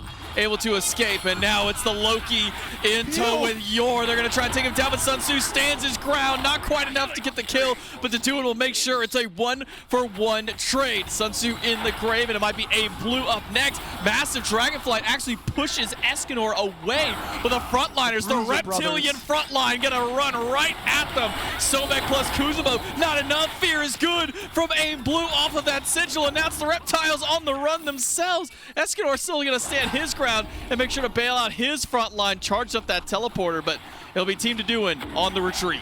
Davy, considering maybe his 16th dive this game, thinks better of it instead. Will just be annoying, create some space. The rest of his team pulls out that Gold Fury. There's no way Team Taduin would know for a fact that it's pulled, but I think you can piece together considering where Davy's playing. This is they dangerous have if no idea. anybody knows that this is happening, but no one does. So Gold Fury does go to Team Davy. Low health bars for all 3 who are tanking up that objective. It's just enough time now. Team Davy, 2,000 gold up. A similar position as to where they were in game number 1, where kills might not be as favorable for them, but the objectives keeping them up and ahead. In a real good spot, taking that Gold Fury off the map. They've had relatively decent pressure towards the center of the map, that mid 2v2. It's been going their way pretty consistently, so find a win there. You can look towards that Pyromancer with 0 recourse for Team Taduin, no ability to trade out on map. I was thinking that Pyromancer might get pulled there, that significant grouping. Instead, just testing the waters. With Escanor back to base, though, and you're already 3 stacked on right, maybe another opportunity to look towards it.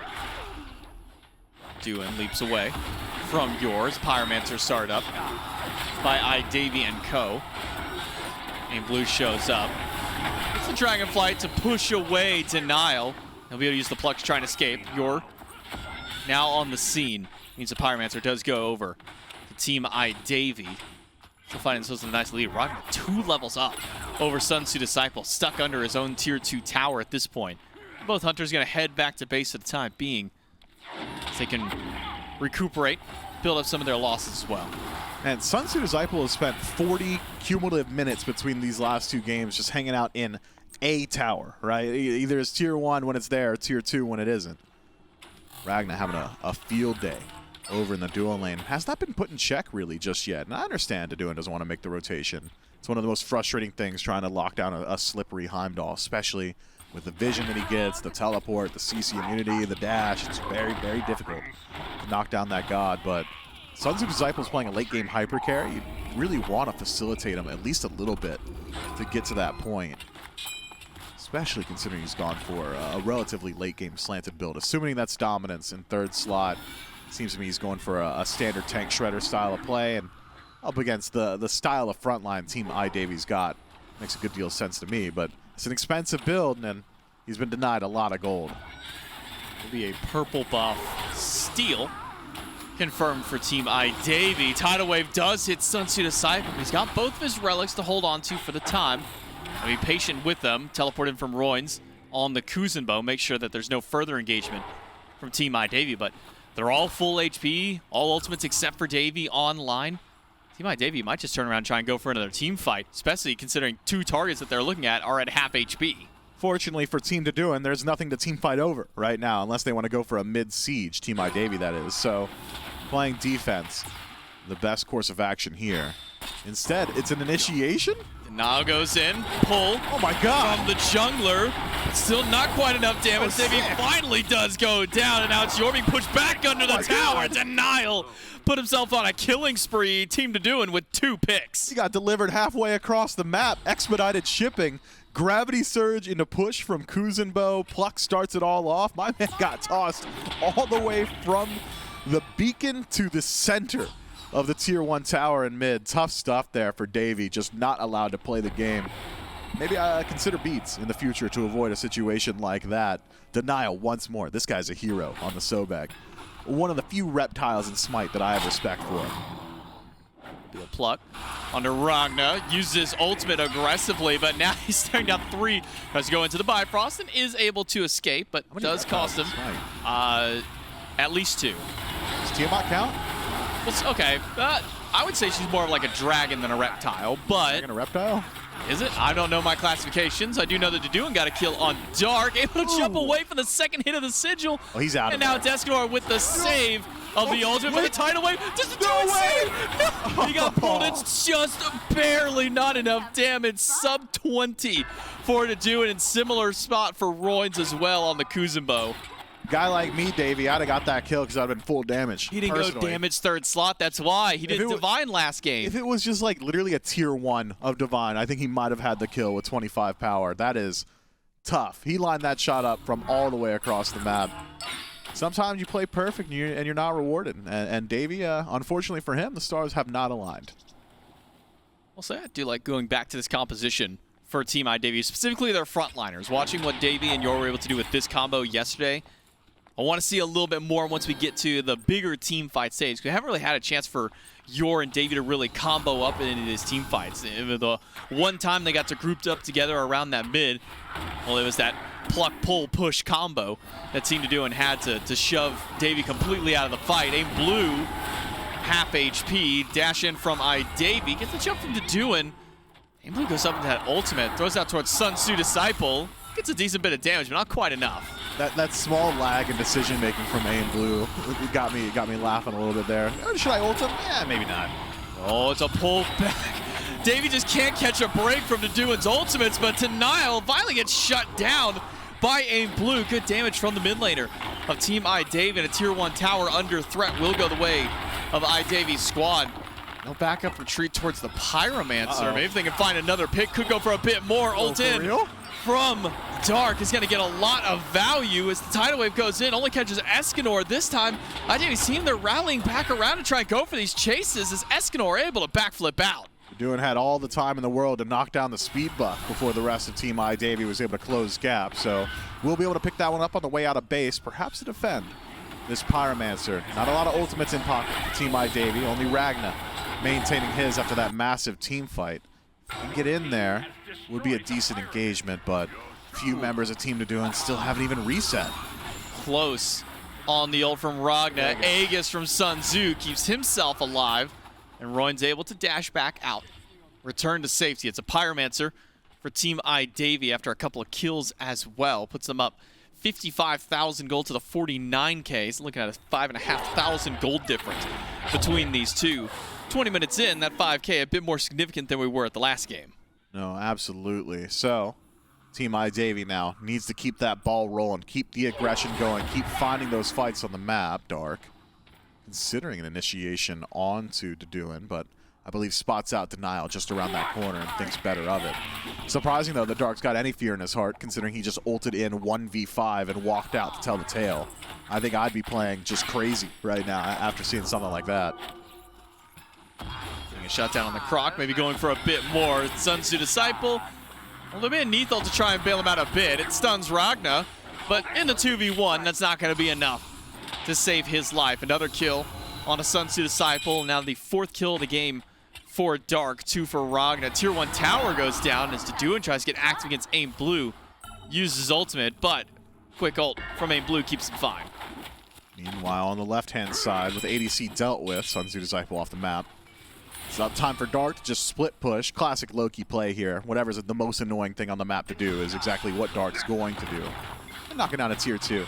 Put a little bit more gold in the pocket of his team. Going to help out a good deal as the rest of the boys knock down the Fury just behind him. Things starting to look dire now for Team Dodoon. You still have potential to fight back in. The ability for Dodoon himself to play a solo agent style backed up by Escanor's Global is one way back in. If you can isolate Ragna on the map, if you could catch out Dark in a 1v1, that would be massive for Team Dodoon. Otherwise, in a team fight, it ain't looking so good. Question is, how do you even get to Ragna in these team fights? It's felt like he's been so difficult to gank. Royn's going to step up towards the Fire Giant pit, be as annoying as he can on the Kuzenbo. Gets a little bit of damage to I-Davy's team, but it's more damage dealt towards Dodoon overall. About 20% of his HP missing from just walking forward. Now Royn's starting to feel a bit of the damage from this proc and poke style of build Aim Blue has gone for. Royn's half HP. Tidal Wave hits 2. Sun Tzu to the sky, but he's not going to have a very fun landing spot. It's going to be in the middle of 3 once the snipes are done. Royn's gone. Sun Tzu down. Team I-Davy just slips on the gas pedal and runs right down into the tier 2 tower. Not going to go too much further than there. Instead, turn back and head towards Fire. They are so incredibly healthy after that team fight. Absolutely steamrolling Team Dodoon there. 5-stack essentially versus Team Dodoon, which was scattered across the map. That tends to lead to successful engagements, and Team I-Davy no exception. Able to reset themselves now back towards that Fire Giant, but still an attempted defense in the 3v5. Yours stepping forward. Fire Giant, quarter HP, but Denial and Escanor will give this one up. It'll be I-Davy's team with the first Fire Giant of the game. Dark don't want it. Dark, that guy. had access to ultimate. Chose not to go in. Yeah, just stealth up, walk up with the auto attack, bump his hammer cancels. And you've got beads, so you can just ignore the pluck from Denial should Ignore that the tail hit. whip, yeah. Surprised he doesn't go for it. Not that guy. He was willing to go in 1v4, but not 1v2. Here's the thing about He wants the better odds. It's just the best thing you can do. Oh, he gets kill on Dodoon. That's what. So he unpredictable. doesn't even need the. He uses the blink for it instead. Sun Tzu Disciple's like, look, it's not just me, man. That shield buff is a trap. I'm telling you. It's a false sense of security is what it is. And now, it's a 4v5 on left side. Once Yor and Aim Blue are able to group up. A full team for 40 seconds over Team Dodoon, and we have to play the defensive game with the double hunter. And kind of bringing back to what you said before, not the best place that you want a double hunter composition to be in. Needs one of the better ones at it just because her cooldowns are relatively low and Unravel's decent at clearing wave, but you're right, it's not ideal. Sun Tzu's just getting bullied. That's 3 ultimates thrown directly at him. He's still alive for the time being, but not for much longer when Cullen is just rampaging through the back line. One more for a Team I-Davy, and a left side Phoenix removed. Still tier 2 tower standing up on the map for I-Davy's team to knock down before they can go for any other Phoenix. I just realized Team I Davies running quadruple health chalice. You just don't see that. What? That's just not something you see super frequently. And there is a 5th health chalice on the map, and you'd be like, oh, okay, enemy soul laner. No, it's Escanor in mid. That guy's got a heal built into the kit. When did he buy that? I'm gonna be honest, I have no idea. He must have bought it like within the last 2 backs, or I'd have been talking about it already, right? Why late game? So now that they have all of these health chalices on Team I They Davy, sold one. okay, so it's only no. And then he bought it back? He said, "No, hold on, wait a sec. I actually no, he did. He sold it again. He's in my head, bro. He's duping us all. We're all fools." Just don't let him know your next move. Nope, then it sold a second one. Yor got rid of theirs. Oh, grats, you are. All right. That's big. All right, so Graduating from the that's chalice. that's two off the map. But that does mean that Dark and A Blue can only keep one type of ward at a time for these team fights, and if Dark's any of not gonna them carry any. and if any of them pick up, you know, say the runic bomb, they don't get anything else with it. It's a runic bomb and a health chalice. Junglers and mid laners don't need a ward. That's what supports are for, J-Mac. You sound so foolish right now. Right side tier 2. Gonna get knocked down by Team I Davy. A rare occasion where Team Doin does not elect to go into a fight head first.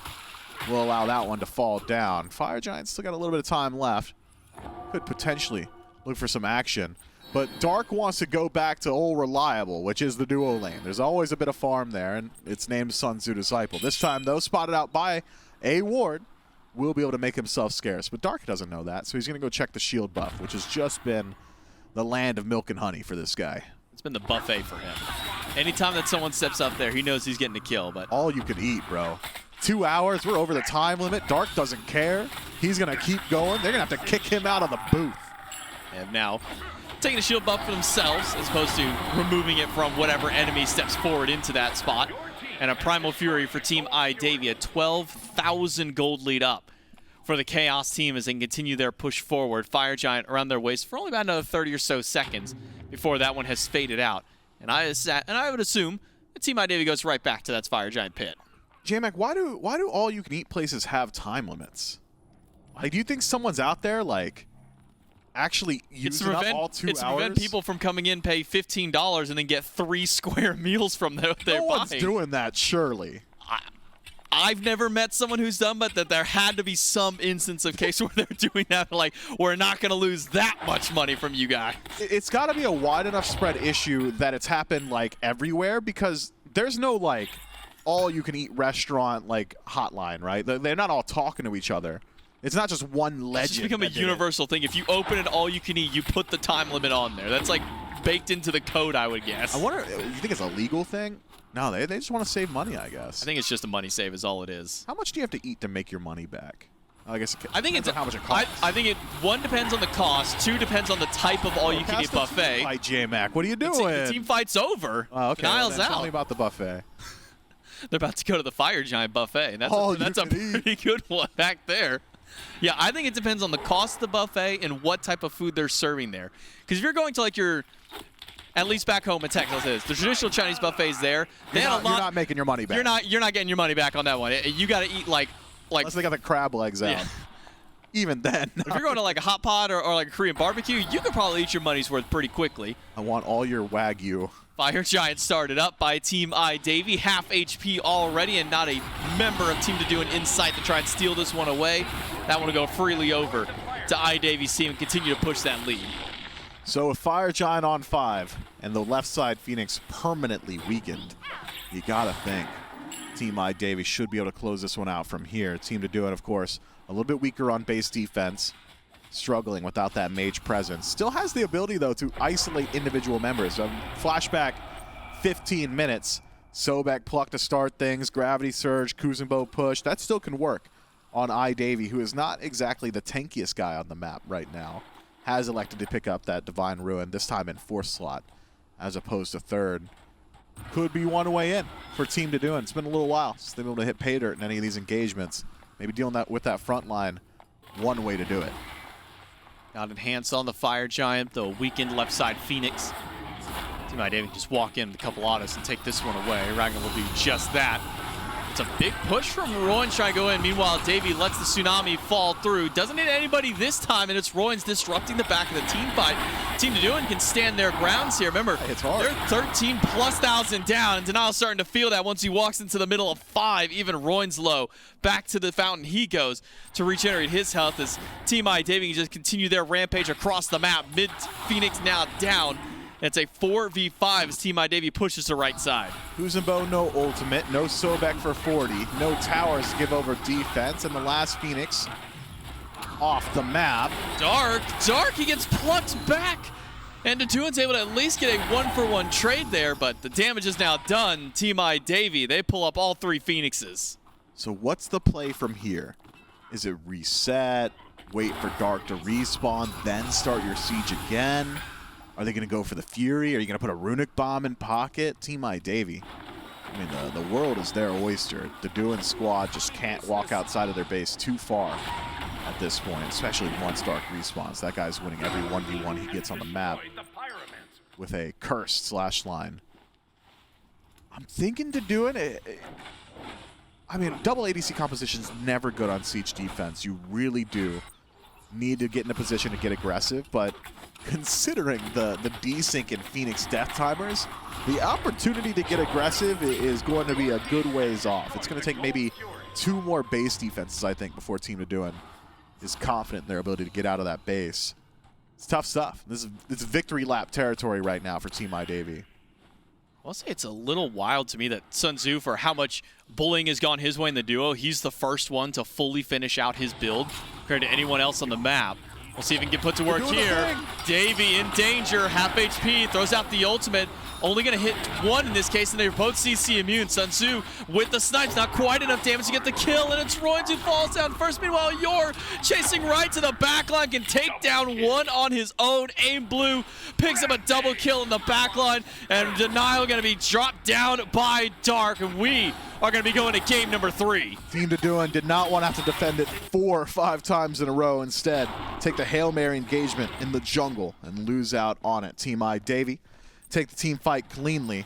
It was separation started by a pluck on Sobek onto I Davey, but that guy's just too tanky now. Doing tried to get it done, but not going to be enough damage to fight back, and the 2v1, so it will be Team I Davey taking game 2 and taking the set the distance. Loser side semis, if my memory of the Loser bracket. side finals. Loser side final, but they go to grands if they. Yeah, you go to win grands here. if you win. Loser side finals has gone the absolute distance in this charity event.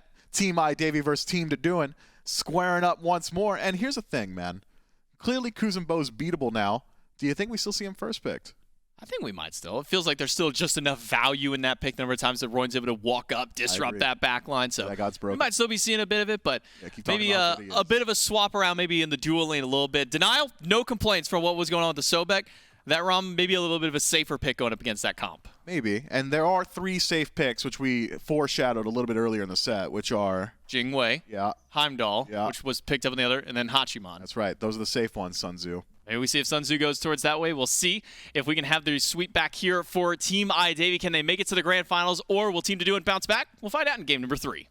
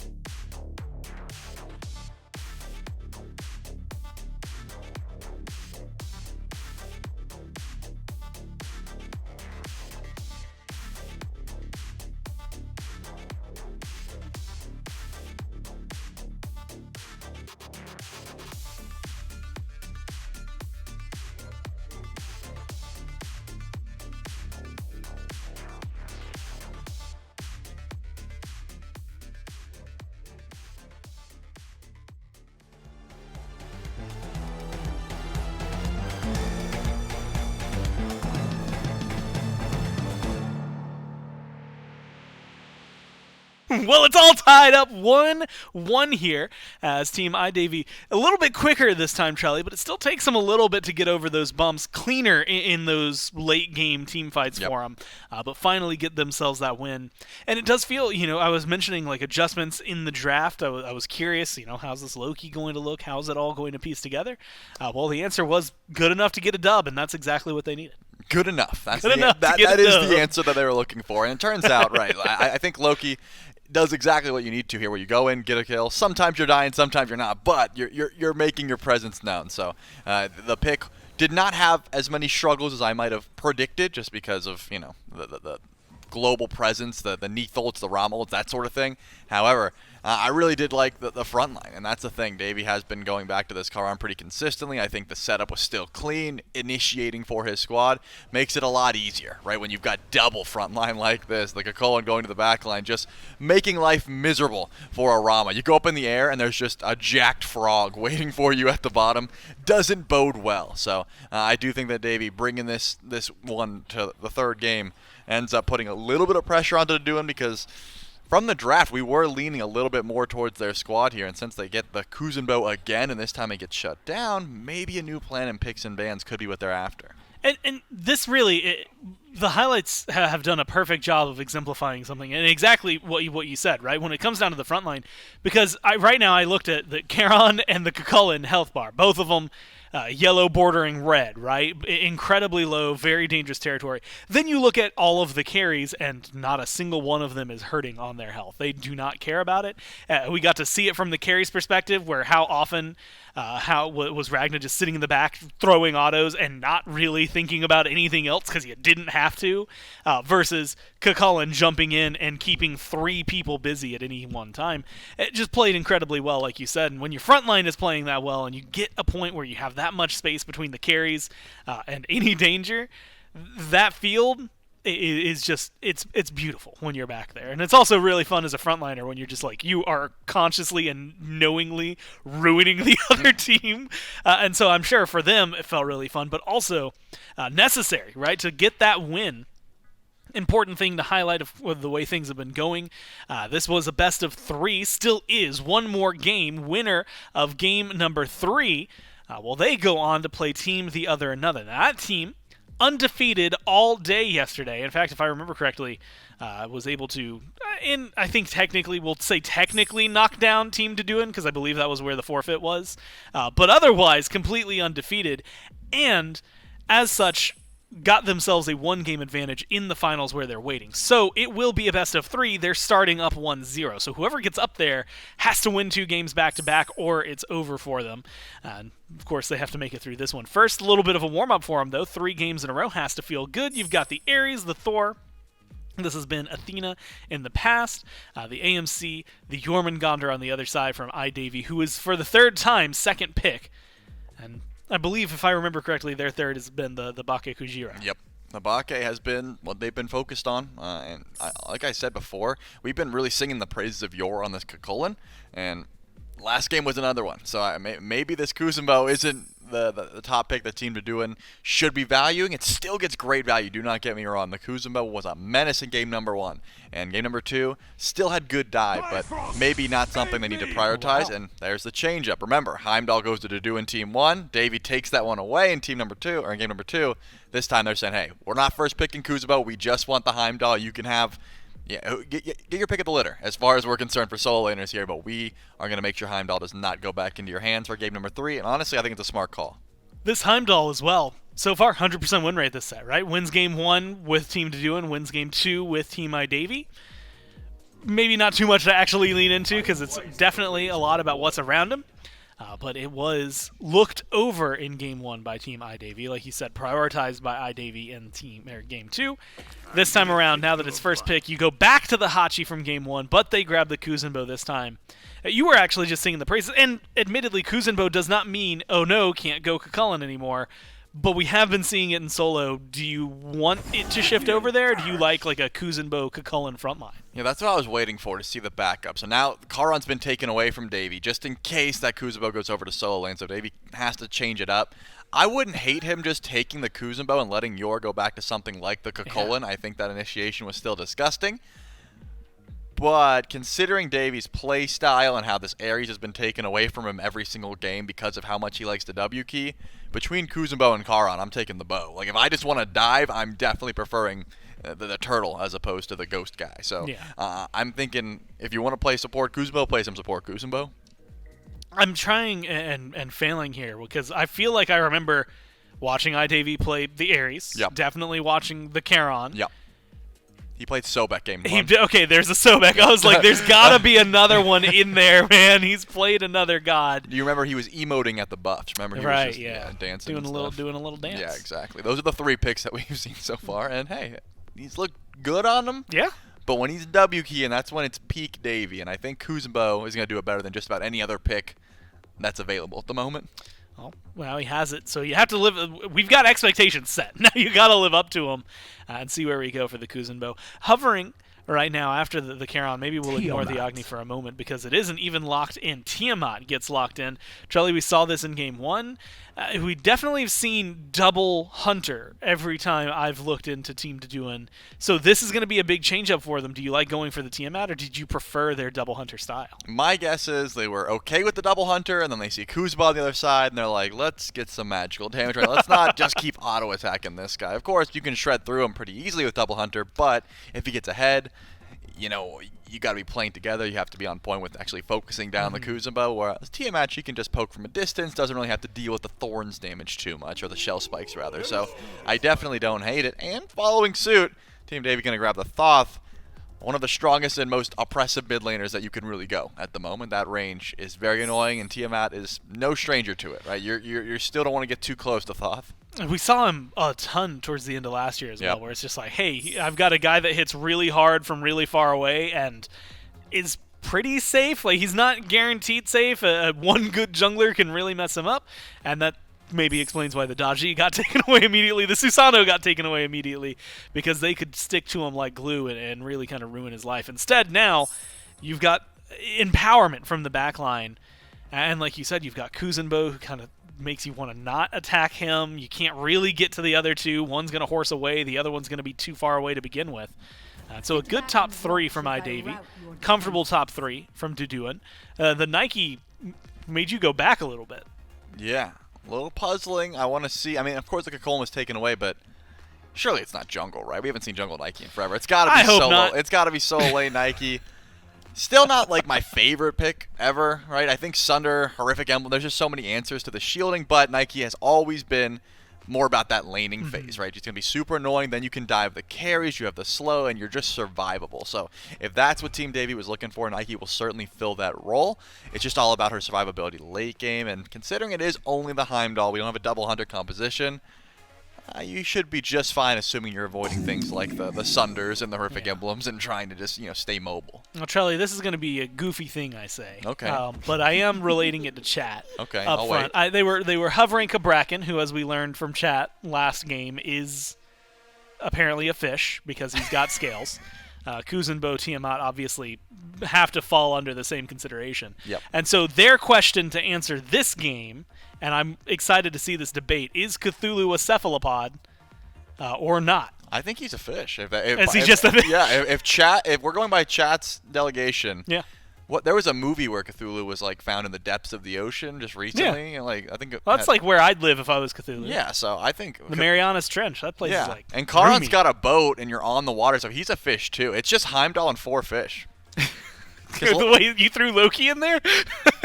he's got to have some sort of fish. I don't know. He can transform. He's like a shapeshifter. That's like one Exactly. of his So whole if he things. can transform into anything with scales, by chat's definition, he is also a fish. Do you like the Loki here? And I guess the Cthulhu. It's really been like not a while since I've seen Cthulhu, but it feels like I throw him in the same category I would like a Jormungandr, where it's like you're big, obnoxious, and gonna survive. Yeah, I actually really like the Loki into Thoth specifically, just because if Thoth's not paying attention and you just go invisible, run up to him, and you hit that one, you're almost guaranteed to kill him, right? Because he's going to have to dash away. You just follow him with Assassinate, and it takes so long to charge up Final Judgment. That's really your only answer. Like, all right, I'm going to fully charge ult and try and defend myself. But Loki should be able to kill you before that, again, assuming that he hits that invis. So I like the matchup there, and there isn't too much peel on Team Davey. Remember, Kuzenbo and Nike, they're going to be diving. They're not going to be in the back like, don't worry, bro, I got you. This is going to be like, good luck, I'm going to be killing everyone.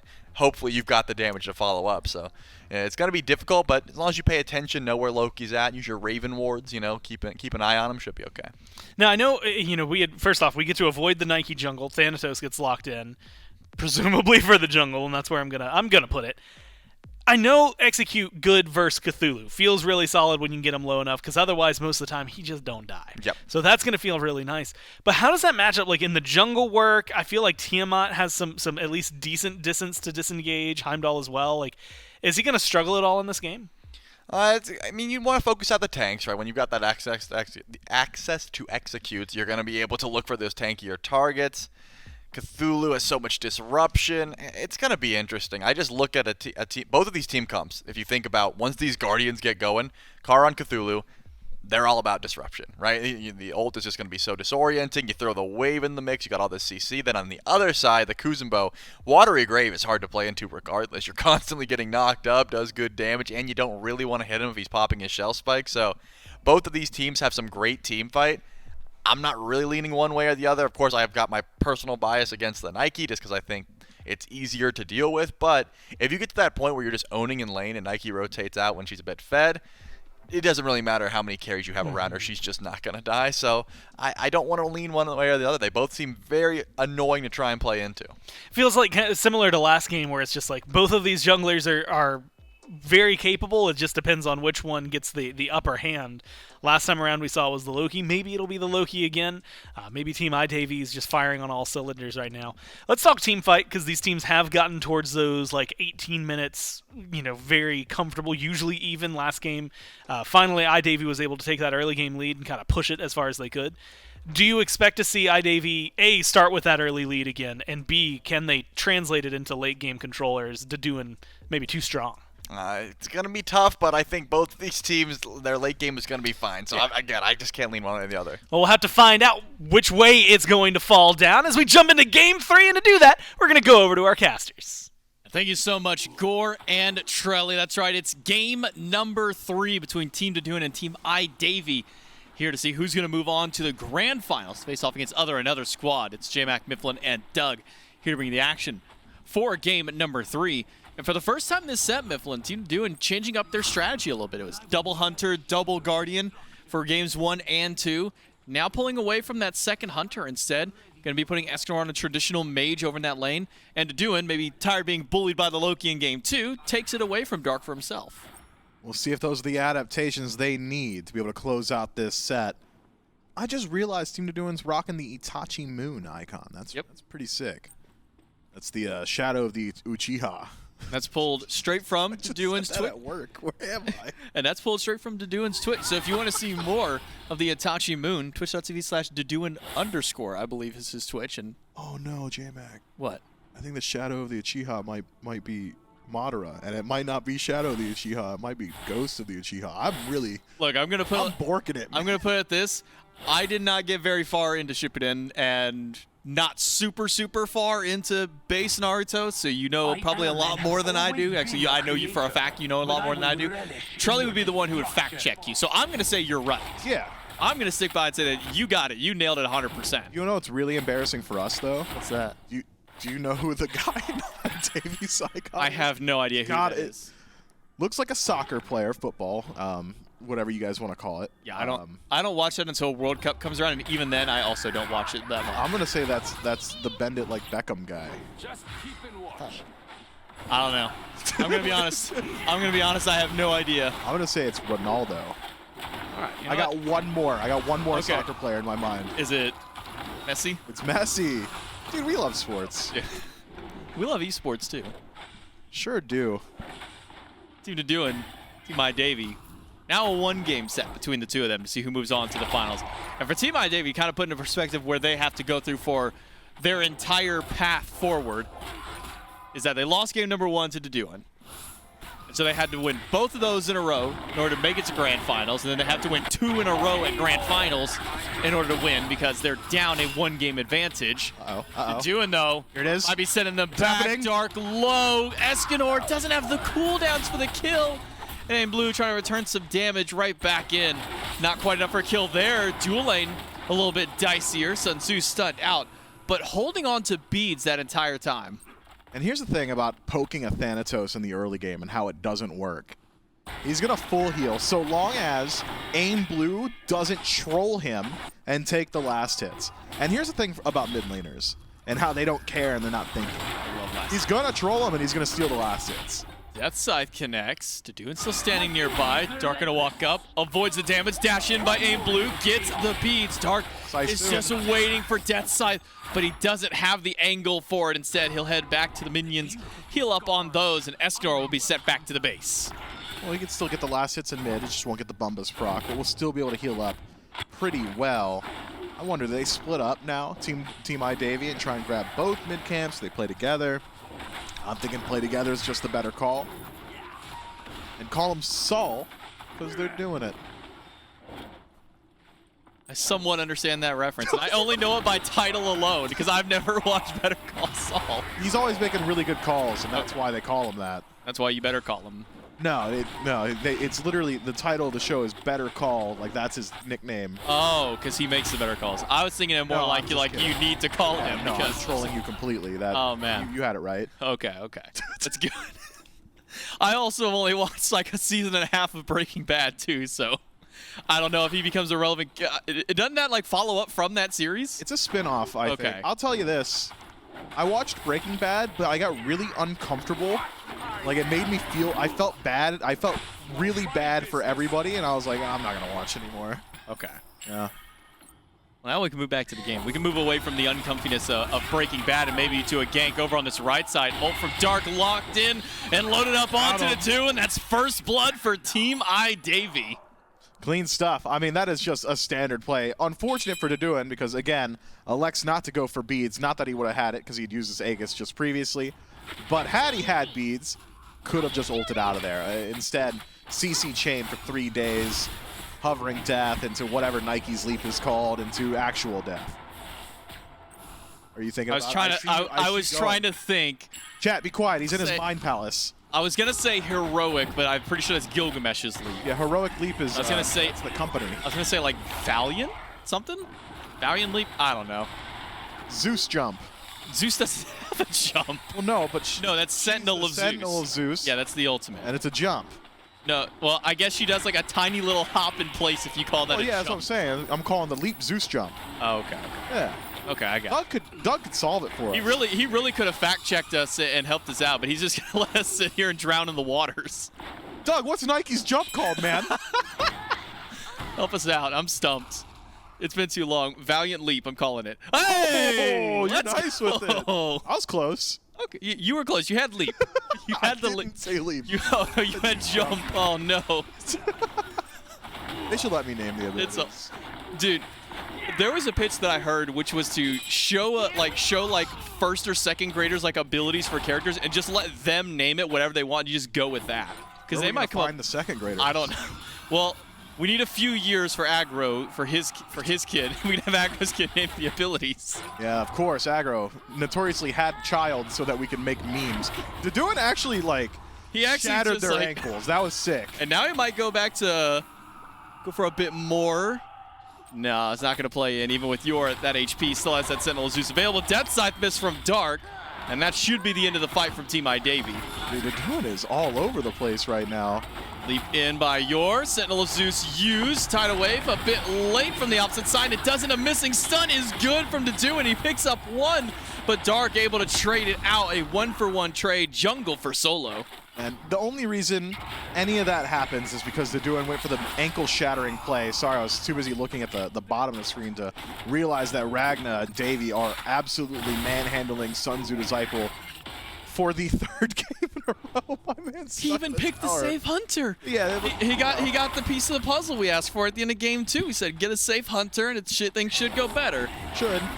So far, He'll be okay. hasn't. That's the only time he's gonna. Dark is No, he's diving fine. for this. He's fine. Oh, he has a tower shot. He needs the action. He gets it, but he dies after not enough of a heal to survive.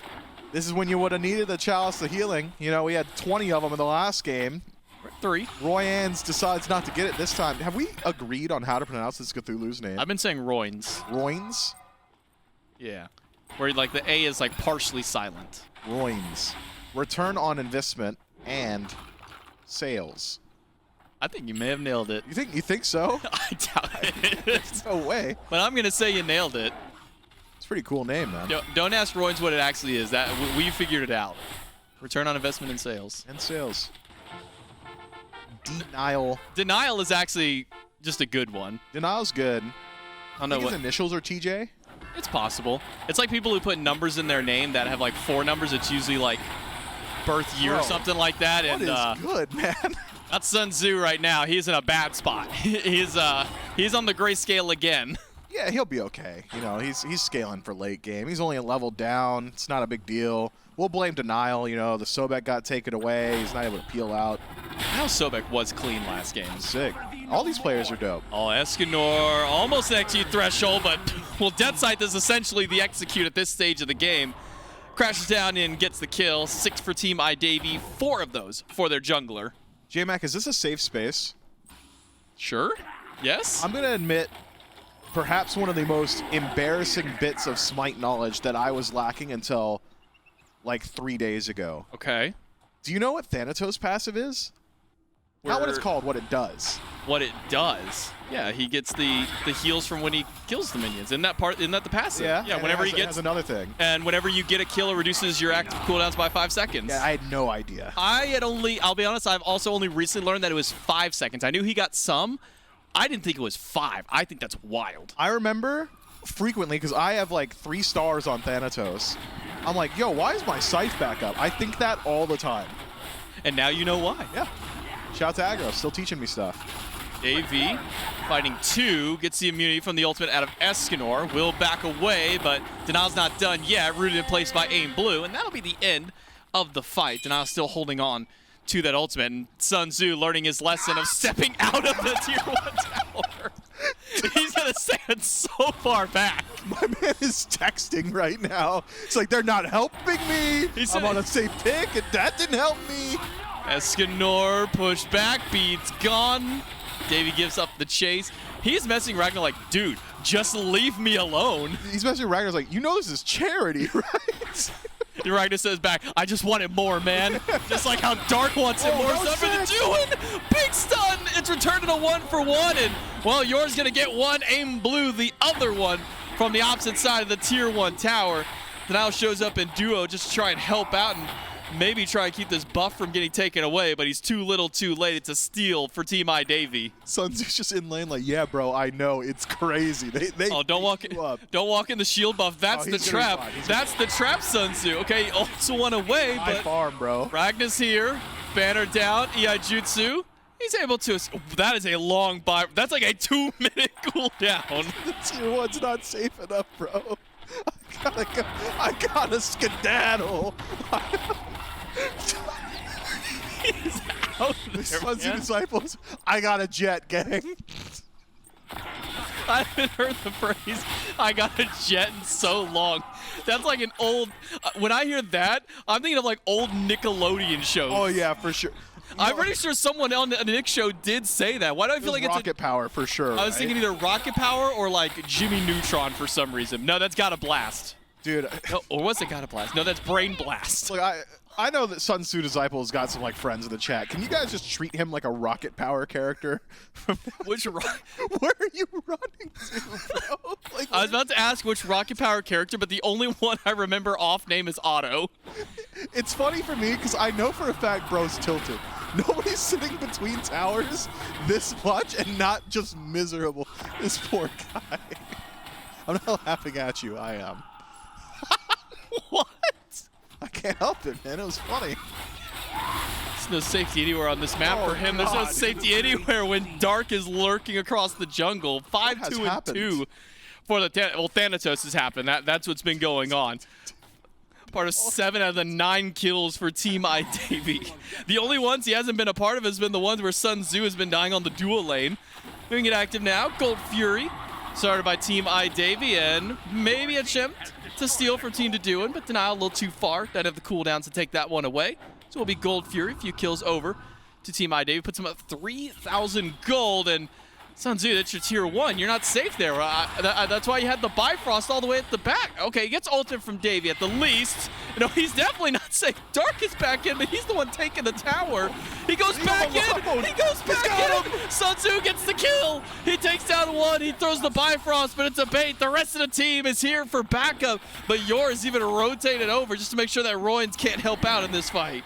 Victorious warriors win first and then go to war, says Sun Tzu. I'm not going to a battle. I know I can't win. Elects to enlist the help of the tier 1 tower. Work for him. Doesn't look like it's going to work for Royans. Well, no, but he's good. Deduin shows up, bails him out, had the ultimate for the stun on Yor, keeps him out, and keeps his solo laner alive. I'm going to say this. Sun Tzu played that the best he could. Dark played that maybe the worst that he could have. He tanked like 4 tower shots to try and get that kill. Sun Tzu's plans are as dark and impenetrable as the night. But when he moves, he crashes like lightning. Are you just quoting from Art of War in me? It was the craziest birthday gift I've ever been given. Wait, somebody gave that to you as a birthday? Yeah, I don't know, man. Well, in blue, dashes away. Will be, first speaking of the game, going over its Team Deduin and a bit of fight back from them now. Now that Sun Tzu's been able to get that first kill for himself. Feeling a bit better in that duo. Still a level down, though, to Ragnar for the time being. Only 1 level? It's only 1 now. That kill onto the Thanatos really helped him out. Good for him, man. Am I allowed to be biased in a tournament like this? I'm rooting for this guy. I don't know if you're allowed to fully be biased, but you know what? I think that subtle bias is all right. Yeah, I think, look, we can be fans of people and not root for them. I'm rooting for them and I'm a fan. I hope Sun Tzu Disciple wins, bro. Well, he's going through it out there. Oh, Escanor, that's another beads. Man, Davey has just been removing beads after beads. Silence, gets the Water Weak wave. Nice. Jumps away, but Guys, I think the shell spikes damage may have reflected, or maybe Nene Kappa was still sticking around. Either way, Davey gets one. Aim Blue's now the one standing inside of a tower. He's likely gonna go. No, never mind. He's got dash, and Thoth is fine. He evaded. He skipped the punish, but he certainly evaded. And good for him, man. You know, Team I Davey, I feel like we've really come to know these guys throughout the course of this approaching 2.5-hour set. And you know, the character growth and development has really endeared me to each one of these guys. You know, Ragna is that lovable goofball. Sun Tzu Disciple, the wizened older friend. Deduin's the guy you always call when you need help. And it's just great to see them all, you know, coalesce into what is becoming a legendary Smite set. I was holding my breath to see what happened in Duo because Deduin showed up. I got the phone call, so let's cause some problems. Ragna's going to sit under tier 1 tower, a little bit wiser to his ganks. He'll be able to. He's just fine. Deduin going to head back to base himself. Dude, Ragna's taking a play from Sun Tzu's book. Well, Escanor chased under the tower again. This time it's by the other frontliner. And here comes the ultimate from Dark. They're waiting for the execute threshold. It's not quite there. He's a little too far away, so Dark doesn't get the value from that all he was hoping for. Meanwhile, Davey taking up the tier 1 tower and the damage from Deduin. Meanwhile, it's Royds who showed up on the Cthulhu. Knock up onto Dark is good. Needs a little bit more damage for the follow-up. The next one is good. It's a double for Denial. Instead, a double knock-up. Sun Tzu's picked up a kill on his rotation to the mid lane. 3 down on Team I Davey. Team Deduin fighting back. The boys were biding their time, and they have finally sprung the trap. Gold lead eliminated. Experience just about dead even. And they're both going to swing in favor of Team Anime versus Team Football. The Deduin squad should be able to grab that Primal Fury, and with Escanor on the right-hand side, there will be no answer of the Pyromancer. Jump in by Escanor. Ragna dashes away. Deduin walks back in, hits with the Vanish. It's going to be an ultimate in return. Davey low. Nice. Decoy's got to be there. And Deduin's going to pick up another kill for himself. Second one of the game for the jungler of Team Deduin. And a Gold Fury as well. I can't believe this game has turned around, J-Mag. It was 9-2 like a minute ago. And then Davey dove the tier 1 mid tower 4 times in a row. And Sun Tzu Disciple had perhaps the best redemption arc since like Jaime Lannister. I'm going to be honest, don't know who that is. God! Is that Participate in the zeitgeist, man. Is that Game of Thrones? It's Game of Thrones. Okay, I got that then. I have not seen Game of Thrones. I'm sorry. I'm sorry to fail you and everybody in chat for that one. What have you... I'll make a Digimon reference, man. I haven't seen it, but I'll figure it Make a out. Zatch Bell reference. I don't know. That's an easy one for me to get. Man, these guys are really spitting fire like Agumon. That joke landed for one person, and it was J-Mac. You hit a pepper breath on him. Nice. Hell yeah. I'm sorry. I'm not great on media. I will put that out there. I have not watched nearly enough media, or maybe I've watched just the right amount of media. Yeah, you're exempt from being terminally online, and I think that's something to be proud of. It's going to in a bit of danger. Fight around Oracle Harpies. I mean, there's just some vision to fight over, I guess. I mean, the Fury's not even there, but sure. Throw some damage that way. Escanor able to steal one of them away, so no vision to any team. Instead, just a bit of a nuisance towards iDavy's squad, and take their anger out on Escanor, throw some abilities his way. I love that Team Deduin has fully realized if they sit in any of their towers long enough, Team iDavy will literally just walk into them. Sometimes there's fight back, sometimes there isn't. This is the latter case. Meanwhile, on the left-hand side, Dark goes in alone and lives. Barely lives. One more in-hand would have done it. One stray ability. Instead, it might be your punish for it. Able to jump out. Deduin still holding on to ultimate, though, this entire time. Most ultimates still on the board for the squad. There'll be a fight around the beacon. Actually, Aegis burn from Sun Tzu as he gets clipped by the final judgment. Still 4 versus 4 now around this beacon. 5th one back on the way for iDavy and Co. It'd be an ultimate from Rowan to try and keep the team alive. Davey in a bit of danger, used the watery grave to get back to his own side of the map. Deduin now no ultimate does not. You got the death scythe, and the Aegis doesn't save him either. 1-for-1 trade. Look how low the health bars are on Team iDavy. One good shot would take any of them down. but it will just be the 1-for-1 trade. And that fight all happens for exactly this. It may have been a 1-for-1 trade, but Team Doing gets the moral victory of doing 50% of the Tier 1 tower's HP. And at the end of the day, ain't that just what we're all here for? I don't even know if it's actually 50%, being honest. It's a flat value number, and I'm not going to pretend I know those exact numbers right off the top of my head. It's a good amount, though. It's Chunks. I think the moral of the story is get those beacons. That's free tower damage. Beacons are really cool. Can't kill a Phoenix, though. That's one thing that they can't do. They can put it down. Have we seen a teleport yet this set? We have not seen a cool teleport play. I was just not about even to a bring. cool teleport play. Have we seen, like, a teleport? I think Yor and Royns teleported in the last game to the duo lane. I think that's the only time we've seen it. But we have not seen a cool fight or a cool play around teleporter yet. It's been used, I think, exactly maybe twice to get from one side of the map to the other for a team fight. That's what teleports do. Could do a little bit more. Could be a flashier play. Dude, Go for it, man. Sun Tzu Disciple For charity. Just have a cool, flashy play for charity. Yeah, that'd be sick. Dark showed up in lane and Sun Tzu Disciple evacuated. He's gone. It's like not even his lane opponent. He didn't care. I'm out of here. Someone's in the jungle. I know it. He learned his lesson from game number 2. He's like ahead now, too. He was down 2 levels, and then that one team fight, couple kills for Sun Tzu, turns things back around. Now 3-2-1 up against Ragna. Still going for this Griffin Wing build that we're now seeing on this Heimdall. This seems to have just become a common thing for this god in particular, is the Mannequin's Griffin Wing. Hasn't Sun Tzu Disciple done it every game? No, I think it's whoever's been on the Heimdall has done it every game. Has there been a Heimdall every game? There's been a Heimdall every game. It is all blending together in my mind, man. I'm lost. Another Sunday of Smite for you. God, I love Sundays.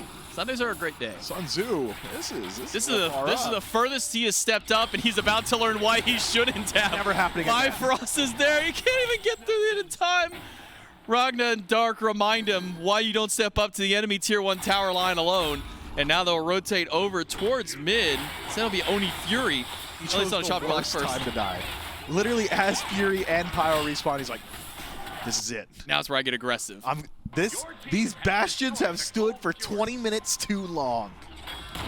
Davey goes through. Final Judgment. Doesn't seem to have gotten too much value in the fight. That's where he used the ult for the immunity. Still being chased out by the frontliners.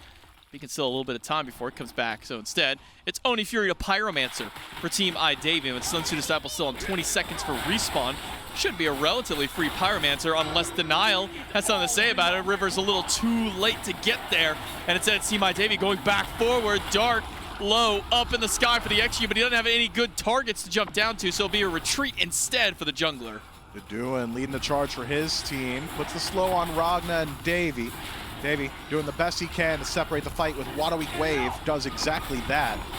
It should be a reset on both sides. Team Davey, though, walking out with both neutral objectives in pocket. Fire Giant, the only one still standing, but in this set, we don't see Fire Giants die. We watch enhanced Fire Giants die, and so should be a little while until that becomes a priority for either side.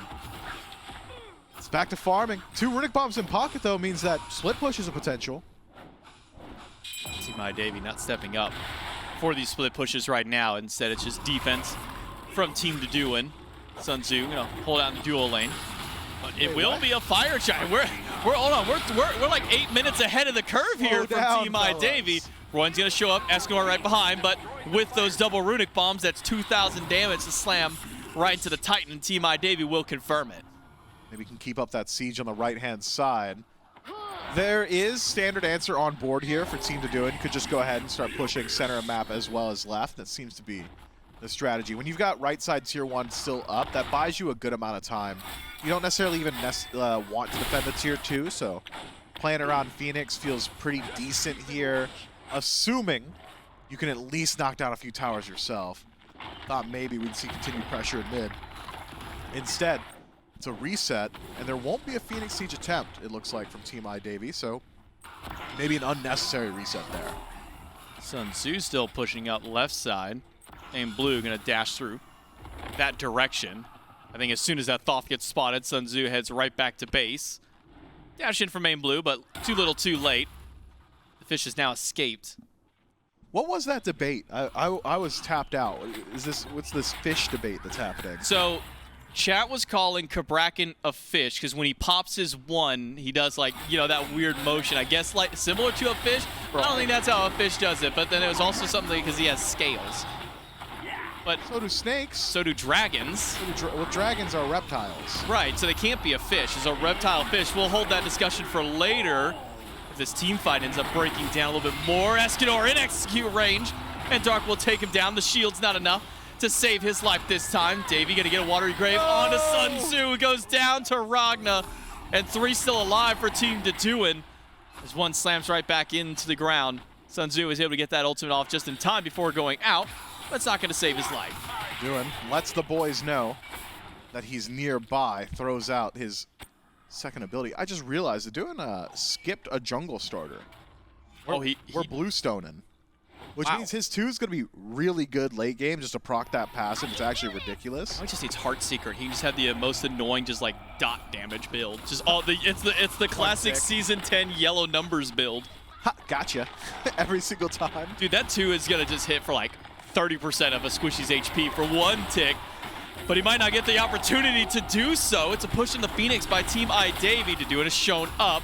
And it's causing a bit of disruption along with Royns. Deduin takes down Ragna. Royns is going to keep him alive. Dark up in the sky. Double knockup is good by the Cthulhu. And Denial's going to keep going forward. Rude is going to force out the watery grave from Davey. Davy's team is still going to try and run as much as they can, but it's a Stygian River coming back out from Denial. He'll hit 1, the other 2 a bit further away. Still does manage to clip them both. The frontliners haven't given up. They need the damage dealers to show up, and Deduin has done just that. Does Deduin have anything more in the tank? Doesn't have Blink, has elected to go Beads Aegis. No ultimate, so no chance. We see a continued chase. What he does have, though, presumably, is enough gold to get that bluestone, and he does. Doug knew exactly where I was going. That's big. Doug, next time we see Deduin approaching a team fight, give me his view, because it's going to be really cringe, but I'm pretty sure it's also going to be peak performance, and I'm all about that combo. That is the miracle combo that breathes life into my soul. Primal Fury to Team Deduin, who are down, by the way, in gold. We're behind against Team Davey by the 2 of about 4,000 gold, now only 1,700. Separate the 2 as we approach the 26-minute mark.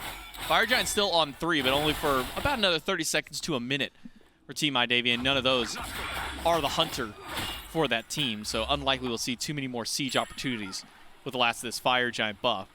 So now the Team Deduin is kind of even things up, now that Deduin's able to go back to base and pick up that bluestone and starting to work towards what appears to be that Heartseeker. What's the win factor, the comeback at least here for Team Deduin in this next team fight? If you could drag the team fight long and just have Deduin himself just throw out the squid ink, and proc the bluestone, do that enough times with no sustain on the side of Davey, and you'll just win the team fight before it even starts. And that's Sun Tzu Disciples' #1 learning. That's the Art of War's first principle. A warrior does not go into a battle that he has not already won. So keep your eyes on Deduin. Easy win condition there. Or alternatively, what had worked for Team Deduin for the first 20 minutes of this game was just hanging out and waiting for Team Davey to get over-aggressive. That's also a potential outcome going forward.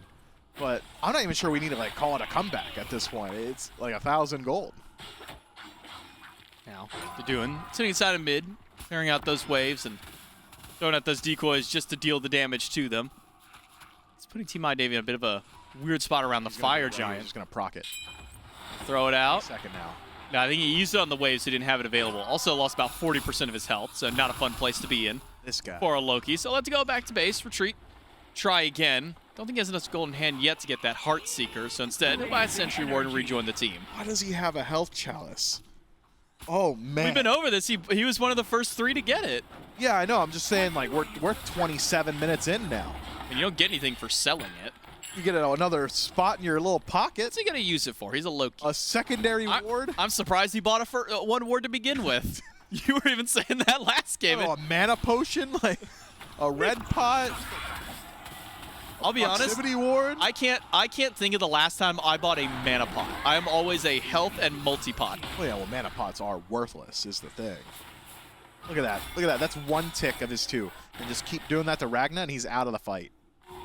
2 more of those, and Ragna's like, oh, I don't want to fight anymore. There's another toss out. Oh my Aim God! Blue. What did he do Oh to my that lord! guy? Yeah, Aim Blue's already at half HP before the fight even breaks out. River tossed out. Does clip Aim Blue in the back line. You're falling low. You're going down to Sunsu Disciple into Doin. Look at all the yellow numbers popping up with every tick of that decoy. Waiting for the cooldown to come up. Toss that again. Yes. Hits 2 more with it. The most annoying way to fight as a Loki, but Aduin's putting it on perfect display. Oh my God! Do it again. This is peak He performance. can just kill that guy. Oh, This is peak Loki performance by Deduin. God, it really is just truly. I call this Exodia Loki.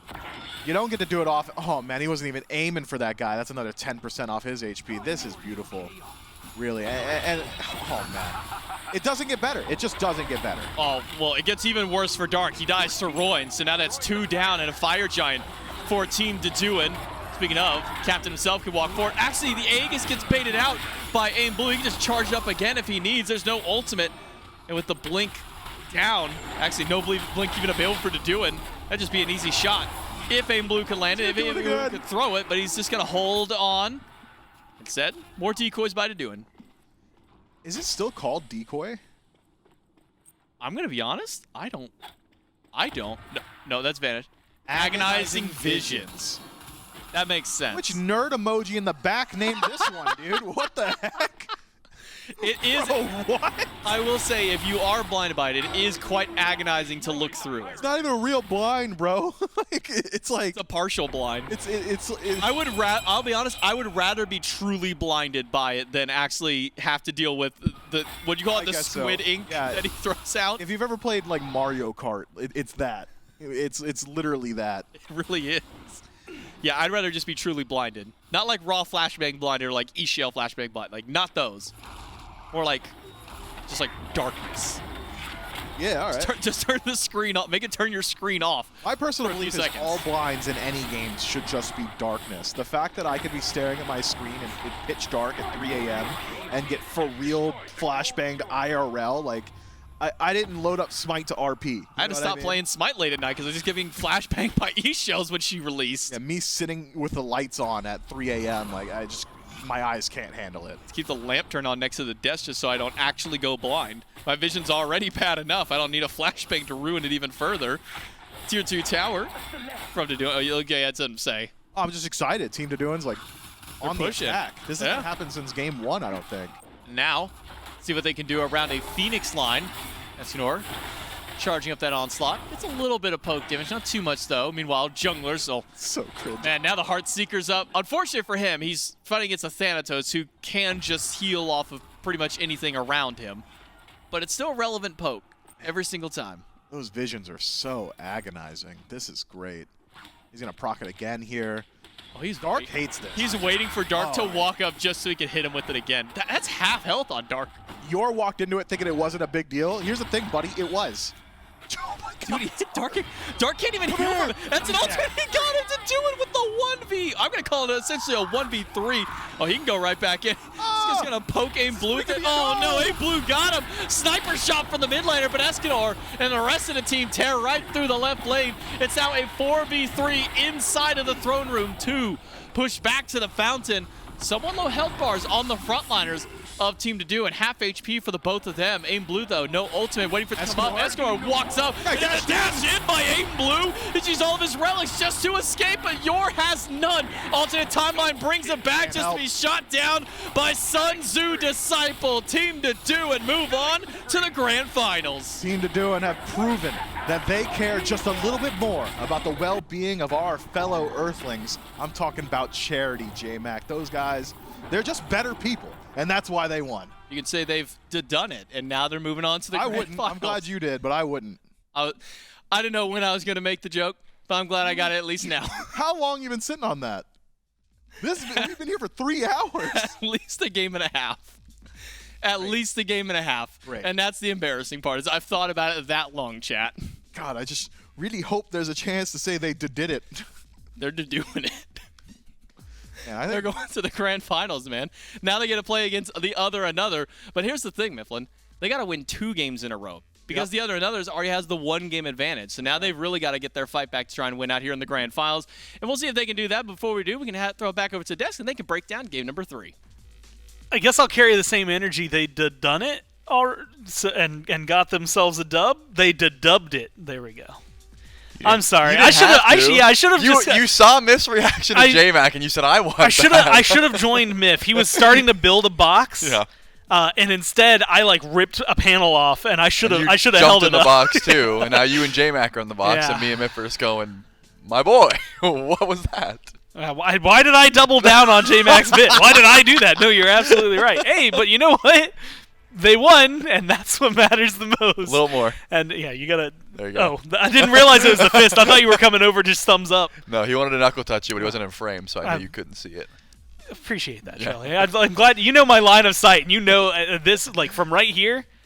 Nothing exists. The Yep. world stops to be. Anyway, they win this one. Oh, they do. And Trelly, that last fight, very explosive for them. Yep. But it does start very similarly, at least for iDavy, which is, you look at this, it's 10-4 right now, right? I mean, iDavy has had the early game on lock. Yeah, they know how to play the early game real well. I think it's the Fire Giant fights, the grouping, where this team fight composition that the Doan's team had really came alive. Of course, the Cthulhu is going to be a menace when you get to that phase. Of course, we knew that.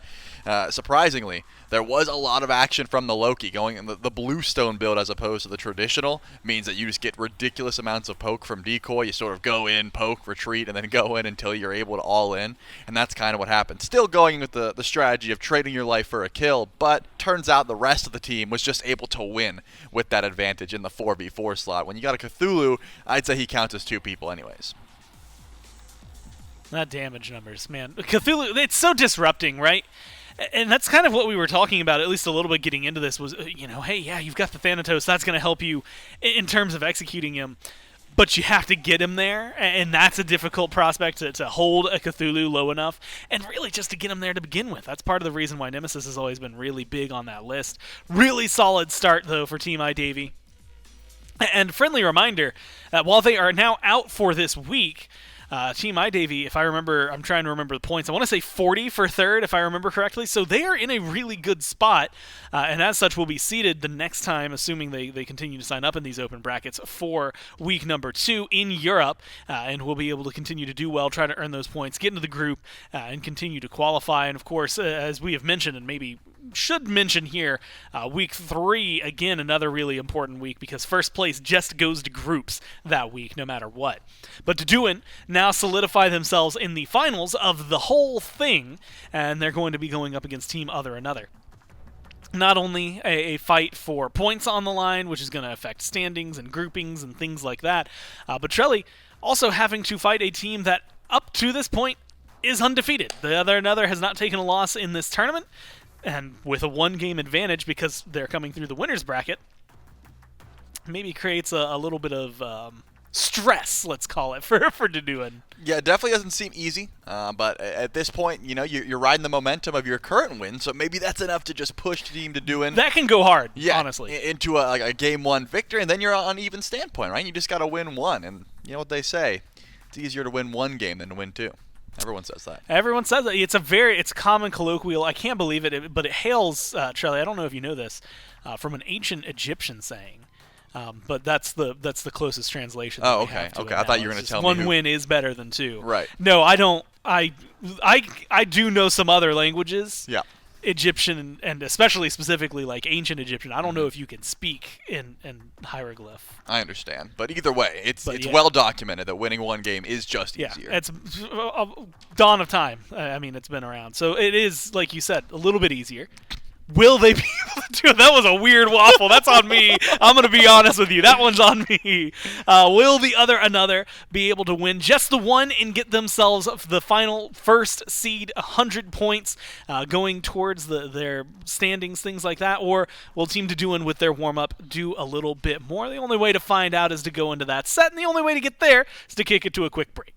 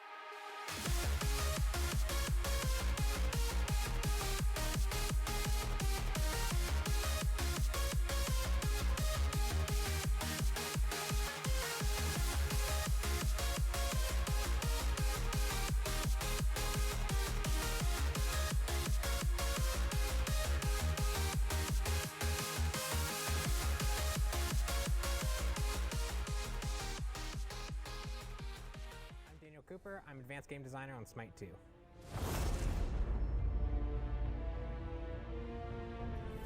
So ported gods are going to have a few differences to them. We're looking to really change the characters that make sense for them. So we're not looking for change for the sake of change. We're looking for changes that either improve the quality of life or give them a cool gameplay niche that they didn't have before. So in some cases, characters are going to be pretty straightforward. Loki is mostly still a strength-based character. Anhur is still a strength-based character. But when you look at a character like Chalk, who does a lot of lightning-based abilities and he has a lot of physical-based attacks, we can do a lot of different strength and int scaling there. And so we can do that to make it so that you have a more in-hand focused build with strength, a more ability focused build with your intelligence scaling, or we can also augment different parts of the kit that we previously couldn't before. So again, using Chalk as an example, his heal is something that we didn't want to scale before, because if it scaled off of your power, your physical power, it would just get stronger in addition to the amount of damage you're doing, so you're building both tankiness and you're building damage. But now we have a little bit more control over it, where we can give it more int scaling because we know that your int hands are going to be a little bit weaker off that. And so it's a whole different balance string we have. And we have a lot of characters like Bacchus that now when he chugs, he actually gets both types. His belly flop is a really powerful physical attack. The rest of his abilities are more int focused. And because of that difference, we can actually amplify strengths based off what you build. So it's a really cool tool that we have available to us now that we didn't before, that makes characters very unique from each other as we build different types of items. So another example of a character that changes based off strength and int is Kernanos. Right now in Smite, he's a hunter, so all of his abilities scale off physical strength or physical power. But now we're going to make him so that he's more of this kind of hybrid hunter that can build strength or int. So if you go pure strength on Kernanos, not much changes. He still has his int hands that hit really hard. A lot of his things still scale off strength.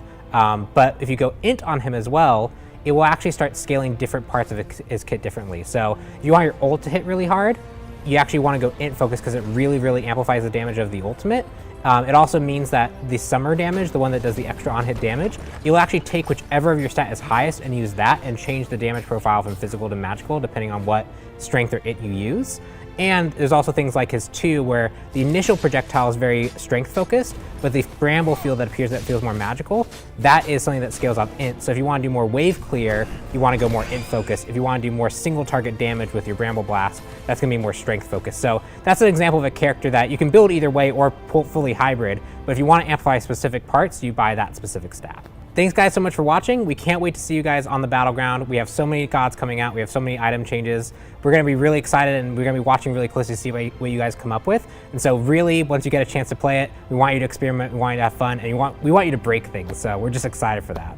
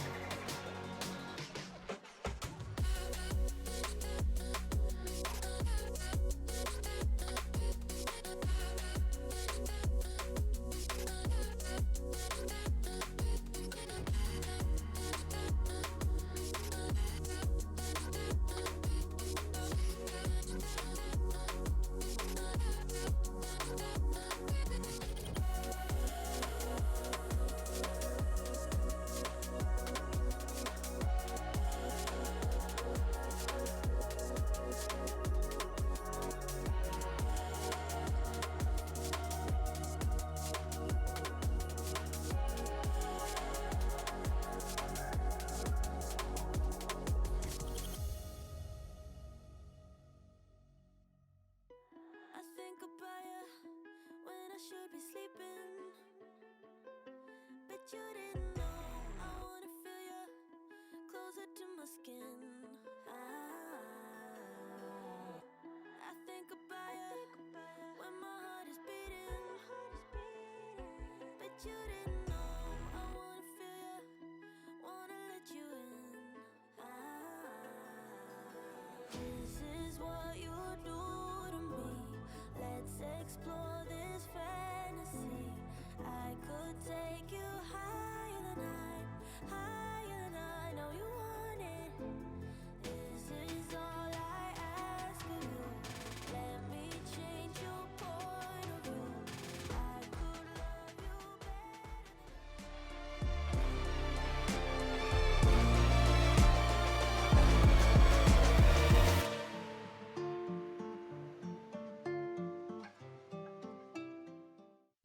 Welcome back to the Smite Content Creator Cup here in day number 2 of our first week, the European Open bracket. We just had our losers finals match just prior, where Team Deduin was able to knock down Team hi-rez in a 3-game set. And now we move on to our grand finals here, which will be another on the winner's side of the bracket, with a 1-game advantage now going against Deduin's team that has to win both of these games in a row if they want to win. J-Mac, I got Mifflin here joining me on the desk this time as we can get ready to jump into this grand finals matchup. And it is worth noting, normally when there's a 1-game advantage, we're used to it being a best-of-5 situation. This is a best-of-3 still. So if the other does win out in that first game, that's it. That's the tournament over. Yeah, that's all I need. That's the advantage of being on the winner's side bracket for them, is they get that 1 game. So all they need is 1, and then they're done. But for the opposite side, they got to win 2. Before we jump further into that, let's kind of talk about the format of the event. If you have not been able to tune into any of it just yet, this is a 7-week competition for both regions, NA and EU, where content creators and their subscribers from either their Twitch channel or their members from YouTube will now form up their team. Teams are limited to 1 SPL or SCC player per roster, and if they are from one of those 2 spots, they must off-roll. So if you played support and solo, for example, in SPL, you can't play those in this competition if you're doing that. Similar for the SCC. We're starting off right now in week number 1 of the open bracket, of which there'll be 3 weekends of that, 3 weekends of group play, and then a final bracket, again, for both regions, NA and EU. And this first week will be random seeding for EU, similar for NA next week. It'll also be random seeding for their first one, but then for subsequent weeks, it will be your seeding will be based on how you perform in this first week, and then for week 3, the combination of weeks 1 and 2. Yeah, and once you accumulate points, based on your points, if you're able to move on to the next round of play, that's where you start to group up into the group play stages. But it is worth noting, in the final week of open bracket play, if you win out the entirety of the tournament, you are auto-qualifying to group play. So if you're a fan of a team that got first rounded, like hi-rez, or a fan of a team that got first rounded twice, like hi-rez, he could still make it. So long as he wins in week 3. Why are you throwing shots at hi-rez like that? Well, I just thought he was a great example. Just a 1. That's a double whammy up against him. What are these teams playing for? Well, what's the Content Creator Cup here for? Well, it's for charity. These teams will be playing, once they get to the land stage, playing for a charity of their choosing based off of where they seed during that. Will depend on how much goes to each of those charities. But also, they get an invitation to come out here to our esports headquarters in Georgia and play live in our studio. They get a behind-the-scenes look of the Titan Forge Studios itself. They get access to the Smite 2 development, because it's kind of hard to miss what's going on in here with Smite 2 if you're walking through the office. I mean, nearly every single monitor has something going on, so you get to kind of see a little bit behind the scenes on Smite 2, plus some additional loot and goodies along the way. It's one of my favorite parts of having the development guys in the building, in the esports building here with us, because I'm walking around and I'm filming nonsense. I'm screaming, I'm throwing things at the wall, and every time I do it, they see the camera behind me and they go, oh, they're covering their monitors, they're minimizing things. It's so much fun, but they won't be able to do it every single time. So once you're here in studio, just keep an eye out and you'll see some spicy stuff. Now, you heard us mention earlier that this is grand finals, which means that if this is a grand finals, there had to have been a lot of other stuff that happened up to this point. And luckily for you, we have a bracket that we can throw up so you can see exactly the path that these 2 teams have had to get to this point. Team Deduin started off with a win over Team hi-rez at the very beginning, the top of the weekend. They were able to find a win over Team Puffy. Had a forfeit in their matchup that would have been against other another in that winners finals match. Instead, found themselves on the lower end to face off against hi-rez team again, 2-1 them, and now will have their proper matchup against the other another to see which of these 2 teams is the best here in week 1 of the EU Open bracket. Again, best of 3 between these 2 teams. 1 game advantage to the other another squad for being on that winner's side. So for other another's team, only need to win 1 single game. Meanwhile, for Team Deduin, they've got to win both of these games in a row in order to find themselves a victory and a grand finals placement. And for those of you that don't remember exactly who was on team other the another, excuse me, I am going to refer to this document here. We've got Klino out of the solo lane, the Bulgarian out of the jungle, who picked up a pentakill in the first round of play. Worth noting, that guy is a shark. Keep your eyes out for him. It's Snarglefunk out of mid. Okay. And Infrared UK playing support, and then Maestro DC going to be holding it down in that hunter role. Yeah, we can't jump ourselves up into the picks and pans for game number 1, or I guess technically game number 2, between Team Other Than Other and Team Deduin. Let's see what kind of gets picked up here. Now, at least looking across the metas of what we've been seeing in our previous set and over the course of the weekend, Bake Kujira most often as just taken off the table. Nobody wants to fight against the whale. He's a really good god. I've seen enough clips of what Bake can do 1v2, 1v3 to not want to have him in any of our games. But Thor has also been a very prominent ban still among some of these teams. Things like Kuzumbo should probably join them in the banned column. Thoth seems to be pretty important as well, but it's hard to say because without SPL, everyone's kind of developing their own individual meta, which is fun. I hate that the SPL essentially fixes or solves the game so quickly. So it's been a little bit more exciting, a little bit more dynamic watching these teams essentially play whatever it is that they're good at and then seeing the metas develop as the week has gone on. The only through line for me personally is that Kuzumbo is ridiculous.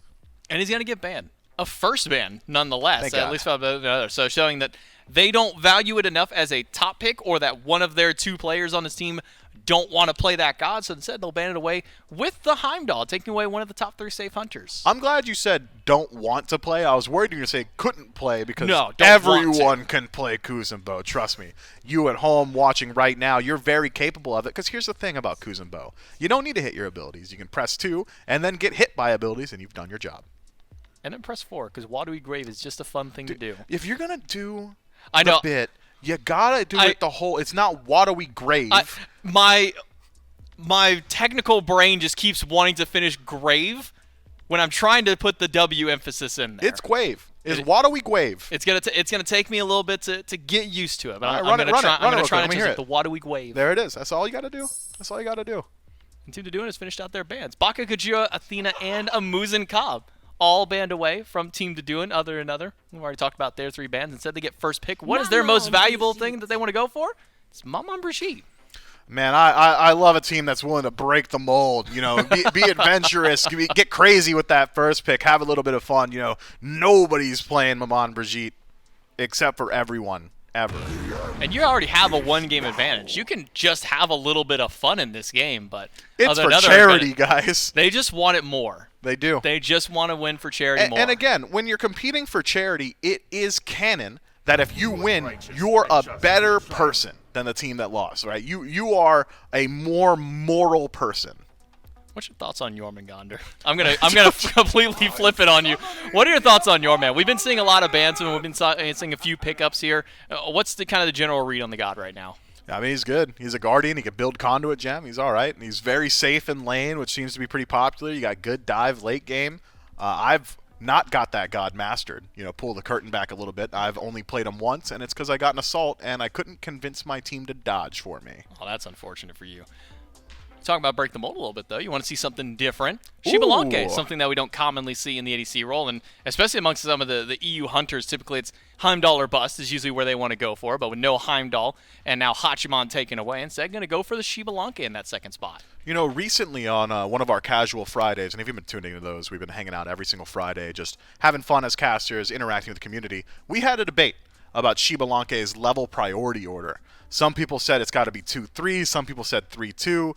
The right people said it was 2-1. So as a special request to Gore Miser and Trelly, keep track of that level priority order for me. I'm pretty sure it's going to be 2-1. Yeah, to make a couple calls to Doug, just to, pop over there occasionally. And it's going to take a couple because Doug's mad at us today. The thing is like, we all agreed that, 2 is the first one that you go for. So then it's the points after that you got it. So we can at least kind of wait until, level 8 or so before we really need to see, where those extra levels start going towards. We'll be double hunter from Other the Another's team. Going to be Artemis this time, which I'm just going to say, which would you rather see in the mid lane, assuming that that's where one of these hunters has to go? Well, fortunately, this is one of the games that I was on yesterday, so I can say confidently that the last time they played this Artemis, it was in mid with a full ability focus, Bluestone, Transcendence, Jotuns. Artemis, just poke from range, suppress the insolent. Actually a really good tool exactly for that. Which one would I prefer to see in mid? Neither, but it's going to be Artemis. Meanwhile, flip in. It's going to be the double Guardian from Team Deduin. Not really shaking away from the norm that they have been going. Now we just need to see the second Hunter for Team Deduin. They go right back to where they were at the start of their previous set, but it will be the next round of bans instead. Chalk going to be taken away by Team Deduin. And then a Camazotz ban, which is a bit odd because we really haven't seen any Camazotz this event. I get it, though. Camazotz has always been one of my standard ranked bans. When the game is as disjointed as games are in this event, these guys are not solidified murder squads that have been practicing 80 hours a week for 5 years straight. It's a for-fun charity event. You tend to have slightly less organized games, and if that's the case, gods like Loki, Thanatos, Camazotz tend to have just a little bit more fun because they've got free reign and they got a certain degree of safety. So just removing that from the table makes a good deal of sense to me. Camazotz is one of the best, if not the best, 1v1 late game junglers, so just don't deal with it. An extra assassin band here alongside the Camisots will be Loki after watching the previous set. Now these teams want to really deal with that one, and specifically in this case, another doesn't want to do and to have another annoying performance on the Loki. Toss out that agonizing visions constantly in the late game. Just get all those dot damages out there. Not fun to play against. I can't believe someone penned to paper agonizing visions and it went through the approval process, you know? That's wild to me. That's the statement. That's it. Move the camera to J-Mac. It'll be Chiron. So we'll be the double hunter, double guardian. So Team Deduin stuck in their ways. Going to try and maybe match what the other another goes with. We'll see if it's a double guardian on the opposite side here. We'll be at least one with Yamoja, who we haven't seen this event. And it just kind of feels like over the last, I'd say, 3-4 months, we haven't had much competitive play since Worlds at that point. But even before Worlds, we weren't really seeing as much Yamoja. And I'm going to pull back the curtain a little bit more here because they made the mistake here at hi-rez of making me privy to the data. Yamoja is one of the losingest gods at lower elo play. If you're not a literal pro or in GM, Yamoja just is not winning very frequently. And I'll speak from my own personal experience. I think I'll be touching on maybe a shared experience with the chat here. As a Plat 5 player, I'm the best player in Plat 5. As a Plat 5 player, every time I've had an ally lock in Yamoja, it has been one of the most miserable, stinky experiences I've ever had. They don't know what they're doing. So we'll see whether or not the other another can right that ship. Maybe, excuse me, give me a moment. Infrared UK. There you go. It's a big spreadsheet, J-Mac. I said give me a moment. Oh, sorry. That's my bad for giving you I gave you 3/4 of a moment instead of a full moment. I needed the full moment. That's on me. That's on me. We'll see I'm whether or sorry. not Infrared UK has got a Yamoja. And pairing alongside the Yamoja will be an Achilles for their secondary front line. So not going to be the double guardian out of other another, but still getting that double tank front line. Meanwhile, Team Deduin trying to figure out what they want to go with for their final pick. Hovering the Robin, switched over to the Cirquette, neither of which we've really seen too much of this event, especially the Cirquette. Just feels like we don't really see a whole lot of that god. So I wonder what Deduin is thinking inside of their brain, trying to figure out what they want to lock in for their final pick. Yeah, I've not seen a lot of Cirquette in like the last 3 years, I want to say, since the tank build was off the board. I will say, though, I have seen a good deal of Cirquette jungle recently because the best taco just does it on repeat for some reason and wonders why they lost 600 MMR in one day.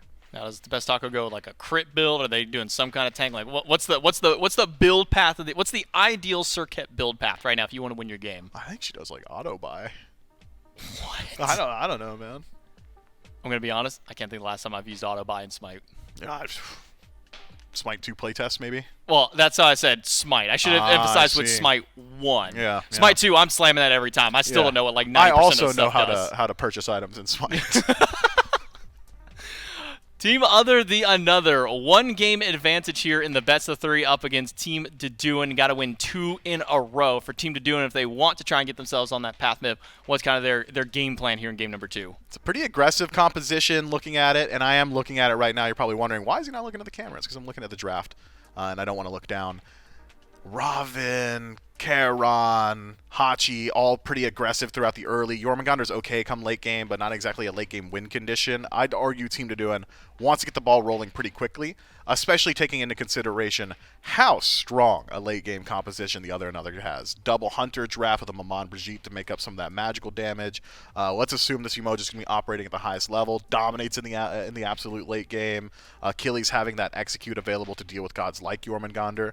I would be very afraid if I were on Team Deduin and the clock was anything past like 30 minutes. I mean, I'm looking at Team Deduin's comp here. I mean, these are 2 Guardians that aren't going to stick around in the back lines to help out these squishier targets. Robin's not going to be one that wants to stick back there. He's going to dive. If you're the Hunters on Team Deduin here, are you just running in with your Guardians, or are you kind of holding hands in the back line trying to keep each other safe? Oh, man. They're not playing like self-sufficient backliners. Hachimon's pretty self-sufficient, can just hop on the horse, get out of there, get safe. I'm thinking Chiron needs to be a part of the dive. Getting up some pretty good tool for doing exactly that. Run into the back line, simultaneously hitting your auto attacks. Once you're there, go into that Death Immune Centaurus and pray that someone's low enough that you can reset yourself. Otherwise, I'm thinking it's going to be a pretty easy backline to dive for the other another, assuming they get to the point where that dive is allowed. It really is an inverse of what Team Deduin has brought. Maman Brigitte, great backline diver. Phenomenal at those 1v1s. if they have 4 or more items, right? Otherwise, not exactly getting the most done on their own. Achilles needs a little bit of help in the late game to find some of that damage, to put him into Fatal Strike range. So it really is a game of a timer here. But I said that earlier, and then Amon Rajit didn't go back to base for 10 minutes and then took a 1v2 on an enemy blue buff and won. So what do I know? Yeah. We don't really know anything. It all just comes down to the execution on game field, which is what we can do exactly now. Game number 2 between the other, and Team to Do, and kicks off right now with our casters. Thanks so much, J-Mac and Miff and Trelly. This one's one I'm really excited for, and one that I want to know how they're going to see. I think you had mentioned it. Bulgarian yesterday gets a pentakill. That's the Bulgarian. Yeah, you're right. If it was a quadra, we say things We just differently. say But that's things the differently. Bulgarian. Got to put some respect on the name. I also, as requested by Mifflin, will be watching Maestro's level order. Okay. And we will check in on that. Now, they mentioned, how we, okay, I say we. I feel like there were a lot of people who agreed that 2 then 1 is just the right order. Well, here's the thing. Okay. This is the difference maker, and this is what Miff didn't mention. I agree on 2 then 1. However, we were watching a clip where it was double stacking ability-based X-Ball, and if that's the case, then yeah, 2, 3. You're using your abilities, right? You get more value out of your poison darts if you use Rising Jaguar to blow them up. So yeah, that makes sense. If you're going ability-based X-Ball, 2 then 3, max away. But if you're going regular auto attack, then of course you want to put points into your 1. It makes sense. Now, is there ever a world, Trelly? I'm gonna say something. Maybe you might hit me. That you level the 1 first. There was a time back when I think Golden Blade meta. Yeah, I think it was like Golden Blade meta, but since you got Golden Shard now, I just don't see the need to burn your mana that quickly. Yeah, it does. Bolas eat that up. Yeah, it's like you go Death's Toll, you can go Transcendence, but it's like just draining your mana, man. You're not gonna have a good time in You're lane. not. It is something that, in theory, again, you'll have some maybe boxing matchups later that feel solid for you. Yep. When do you look at a Xbalanque? I guess it's online. Like, when do you start thinking, like, that's a guy who's about to make a difference? Well, most hunters, I'm thinking like 3 items is what I prefer, like Xe Dominance Kittens or Xe Dominance Demon Blade, but we haven't seen too much crit recently, or Mannequin Scepter. There's a couple builds, but 3 items is when I like to say hunters can actually rotate out and be effective, but it does depend, because there's like the ability meta now where you've got Transcendence, Fail Not, and like Jotuns usually or something like that, and they're still swinging at like 2 items if you can find it, so it depends. But X-Ball specifically, I'd prefer 3 items. Griffin Wing has been coming into the meta as well, which is interesting. So if he gets a solid 3 items finished, I have no problem with him, just sort of swinging damage over, checking a tank. You're going to do a lot more with 5, but you don't mind 3. That's, something to maybe keep our eyes on. But by that point, we'll be able to look at his level order and find out where he's at and whether or not we agree. And I think if we don't, we're at odds. I mean, if I'm honest with you, there's not much that unless he's putting like 1, 2, 3, 1, 2, 3. What if he's going like 1, 2, 3, 3, 3, 3, 3? I mean, I could see it. There's times when you just want to dash in, you want to get active. So there's some ability. Charlie orders won't hate you. There's some ability orders that are like egregious. Like if you're playing Janice and like you just have no points in your 2, I'm like, what are you doing? That's your only damage. It's honestly kind of maybe genuinely impressive if you're like if you're able to find any farm at all. That's pretty solid. Yeah, but like there's also characters with like Geb, like I could see just leveling whatever you want. Like sure you want the shield, but like if you just want to chunk people, like I could see 1 or 2. You could make an argument for it. I'm gonna reveal something about myself. You don't max the shield? I do. Second, because I like doing the damage. What about Athena? Athena, taunt first. Okay, see then. Yeah, that's all you need. There was who was it? Horus for a long time. My brain, and I still do this. Right. I know and understand that I should probably get like a heal, especially in Assault. I don't do it in Assault, and I feel really bad. Right. I don't level my heal, even though my brain's like, hey, you should probably do that. Because brain go, prot shred, beat up. Like, that's what I want to do. And if you facilitate that play style, I see nothing wrong with that. If you're like, oh, hey guys, I'm in there. Follow me. I'm about to shred I'm going to die for this kill. But you don't have to die. You have so much movement, man. Yeah, that's what the heal's for. That's what the movement's for. Where's the fun in that? You're right. My bad. Exactly. You got to go in get the job done. One of the players right now is resetting, by the way, so that's where we're waiting on them to get back in. And while we're waiting on them to get back in, I got to think about what other things the desk threw at us to tell us to do. Outside of, there was level order. I listened to J-Mac. Yeah, Miff said that he doesn't like turtles. No, what did he say? He said he doesn't like something. He said watery gwave. I remember He did that. say there was a lot of a discussion that it has to be the full watery gwave. Yeah, I remember that. You can't watery gwave or watery grave. That was a pretty cool linguistic. Oh my god, I ruined it. Linguistic exercise. But because the players are resetting and we're trying to get things set back up, we'll be jumping into game one shortly. But before that, we got to kick it to a break.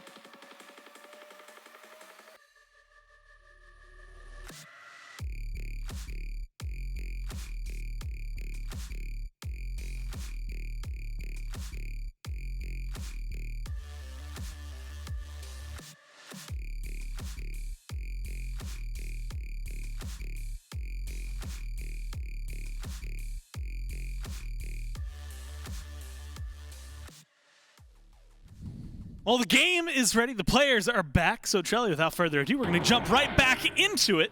Luckily, we didn't get too much done. So, we get to try and crack into this. Where are your eyes going for an early game here? And I know Mifflin had said for team other the another. Pretty dangerous assuming it goes literally any time past like 25, 30 minutes. I just like how we shorten it to Team Other, you know? They're kind of different in that way. They're the other. Yeah, we're the Other. And that's kind of intimidating. Another. If I was Team to do it, I'd be a little bit worried just about name power alone. However, I've said this multiple times. I don't fear Maman Brigitte very early, if I'm honest. I don't think that she brings much to the table. Artemis, however, can be a bit spooky. Suppress the Insolent is a great tool for just looking for poke, and you're up against Chiron, so you should have a bit better poke in that regard. You've got the juke shoes, you've got plenty of range damage. But once Maman gets online, that's when things get a bit scarier. So I'm looking towards the Duin and Escanor to get active, as opposed to Team Other and Other. But, you know, they always have the ability to. It's just all about those blinks, right? Both the Bulgarian and a Duin have access to them, so they can close gap really whenever they want. All about that blink. Good damage over here in the duo lane, so it'll be fun to keep an eye on them, keep track on them. Two completely separate. So we also finally get to see this Jormungandr, which has been banned out the entirety of the last set against Team Deduin. I do want to ask, and this is maybe what we're going to see in this game. Now Artemis doing her best just to make sure she stays alive, stays away. Same thing for the Bulgarian, who has to play a little carefully here. 3 games warm-up for Deduin, essentially, coming into this. Other than another, 1 game advantage.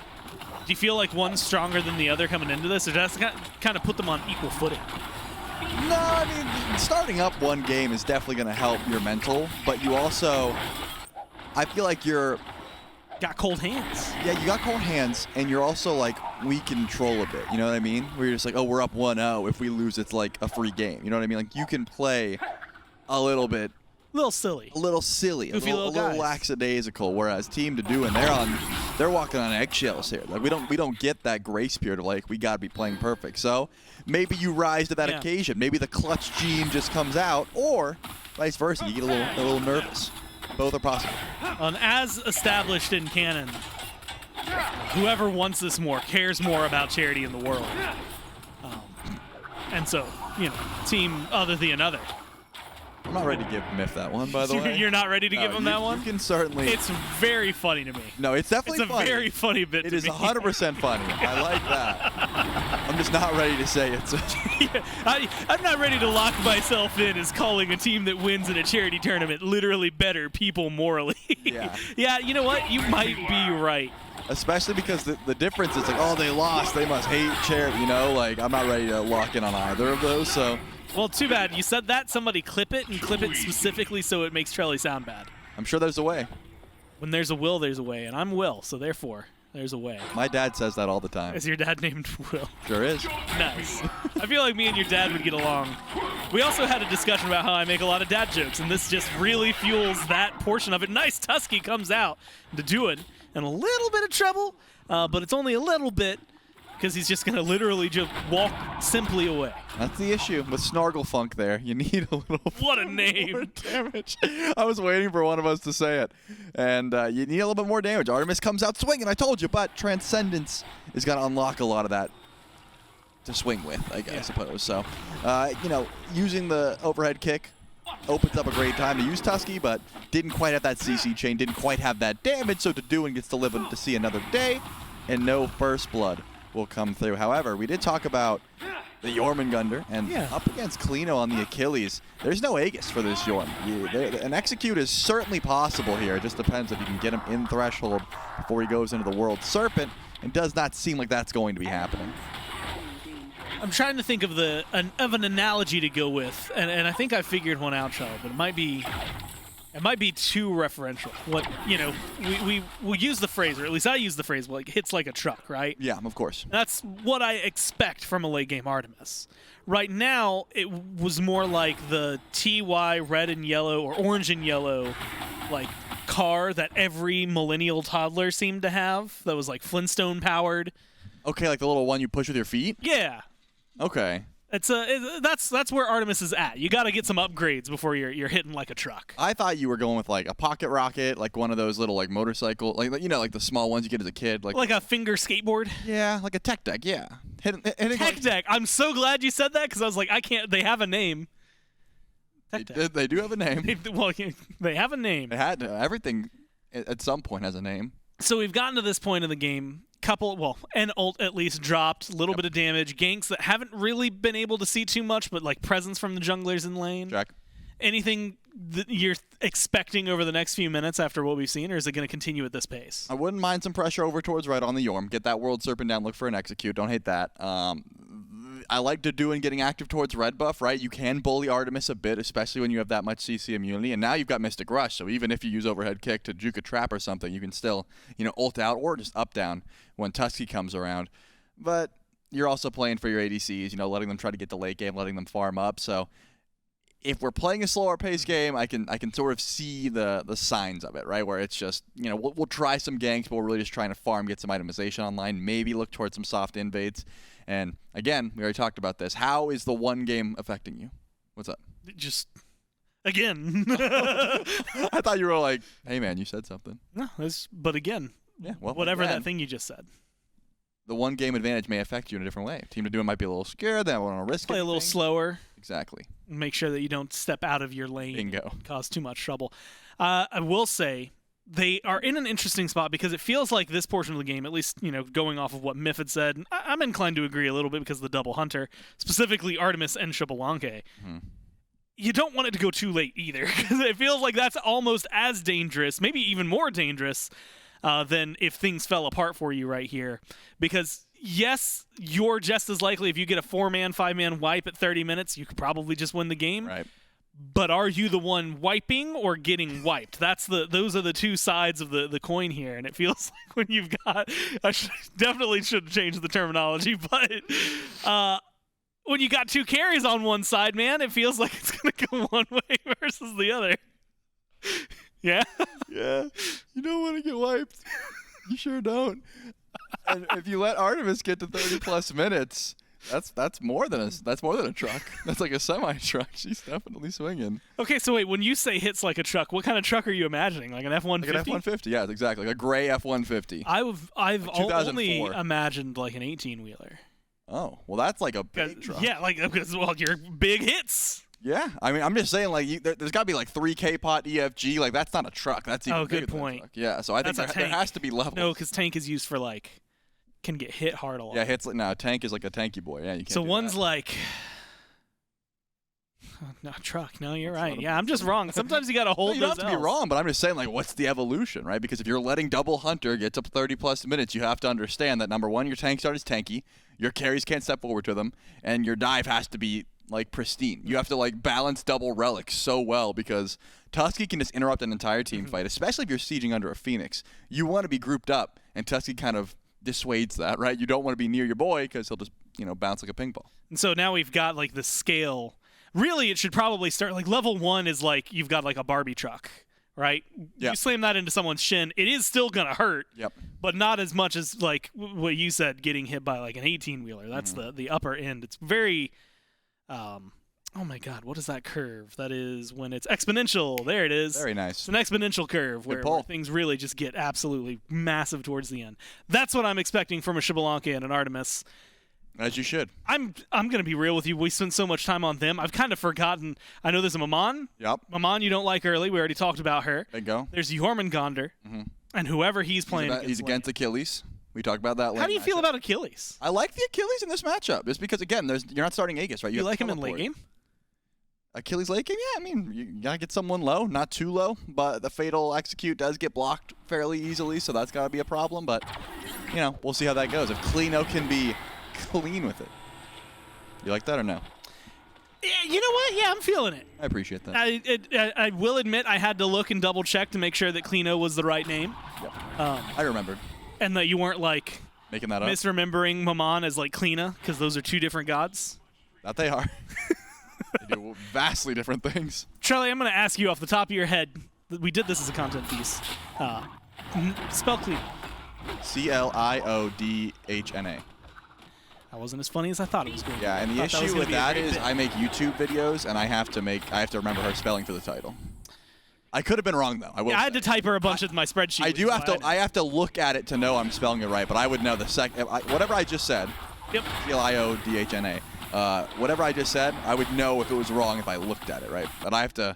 You know, there's a couple like Zhang Kui. I used to think it was a Q, but it's a K. You know, like, there's a couple that you have to learn, and once you learn once, you never mess up again. I'm glad you saved my bit in a way, but it still wasn't as funny as I was hoping it would be. You want me to be like CLEANA, Cleana? Sure. Okay, I'll try that next time. If Yeah. you warn me, I got you. Yeah, next time I'll just go, by the way, Charlie, I'm going to ask you a question. Seems stupid when you answer it, by the way. I would really appreciate it if you got it as wrong as possible. Yeah, just do me a favor and be impossibly incorrect. Yeah, Cleana starts with X? I can't believe it. That's crazy. I thought so. So far, we're 6 minutes into the game. And 6 minutes that has been silent in kills, Charlie, but not silent in gold. Like, you know, 600, 700, favoring Team Duduin.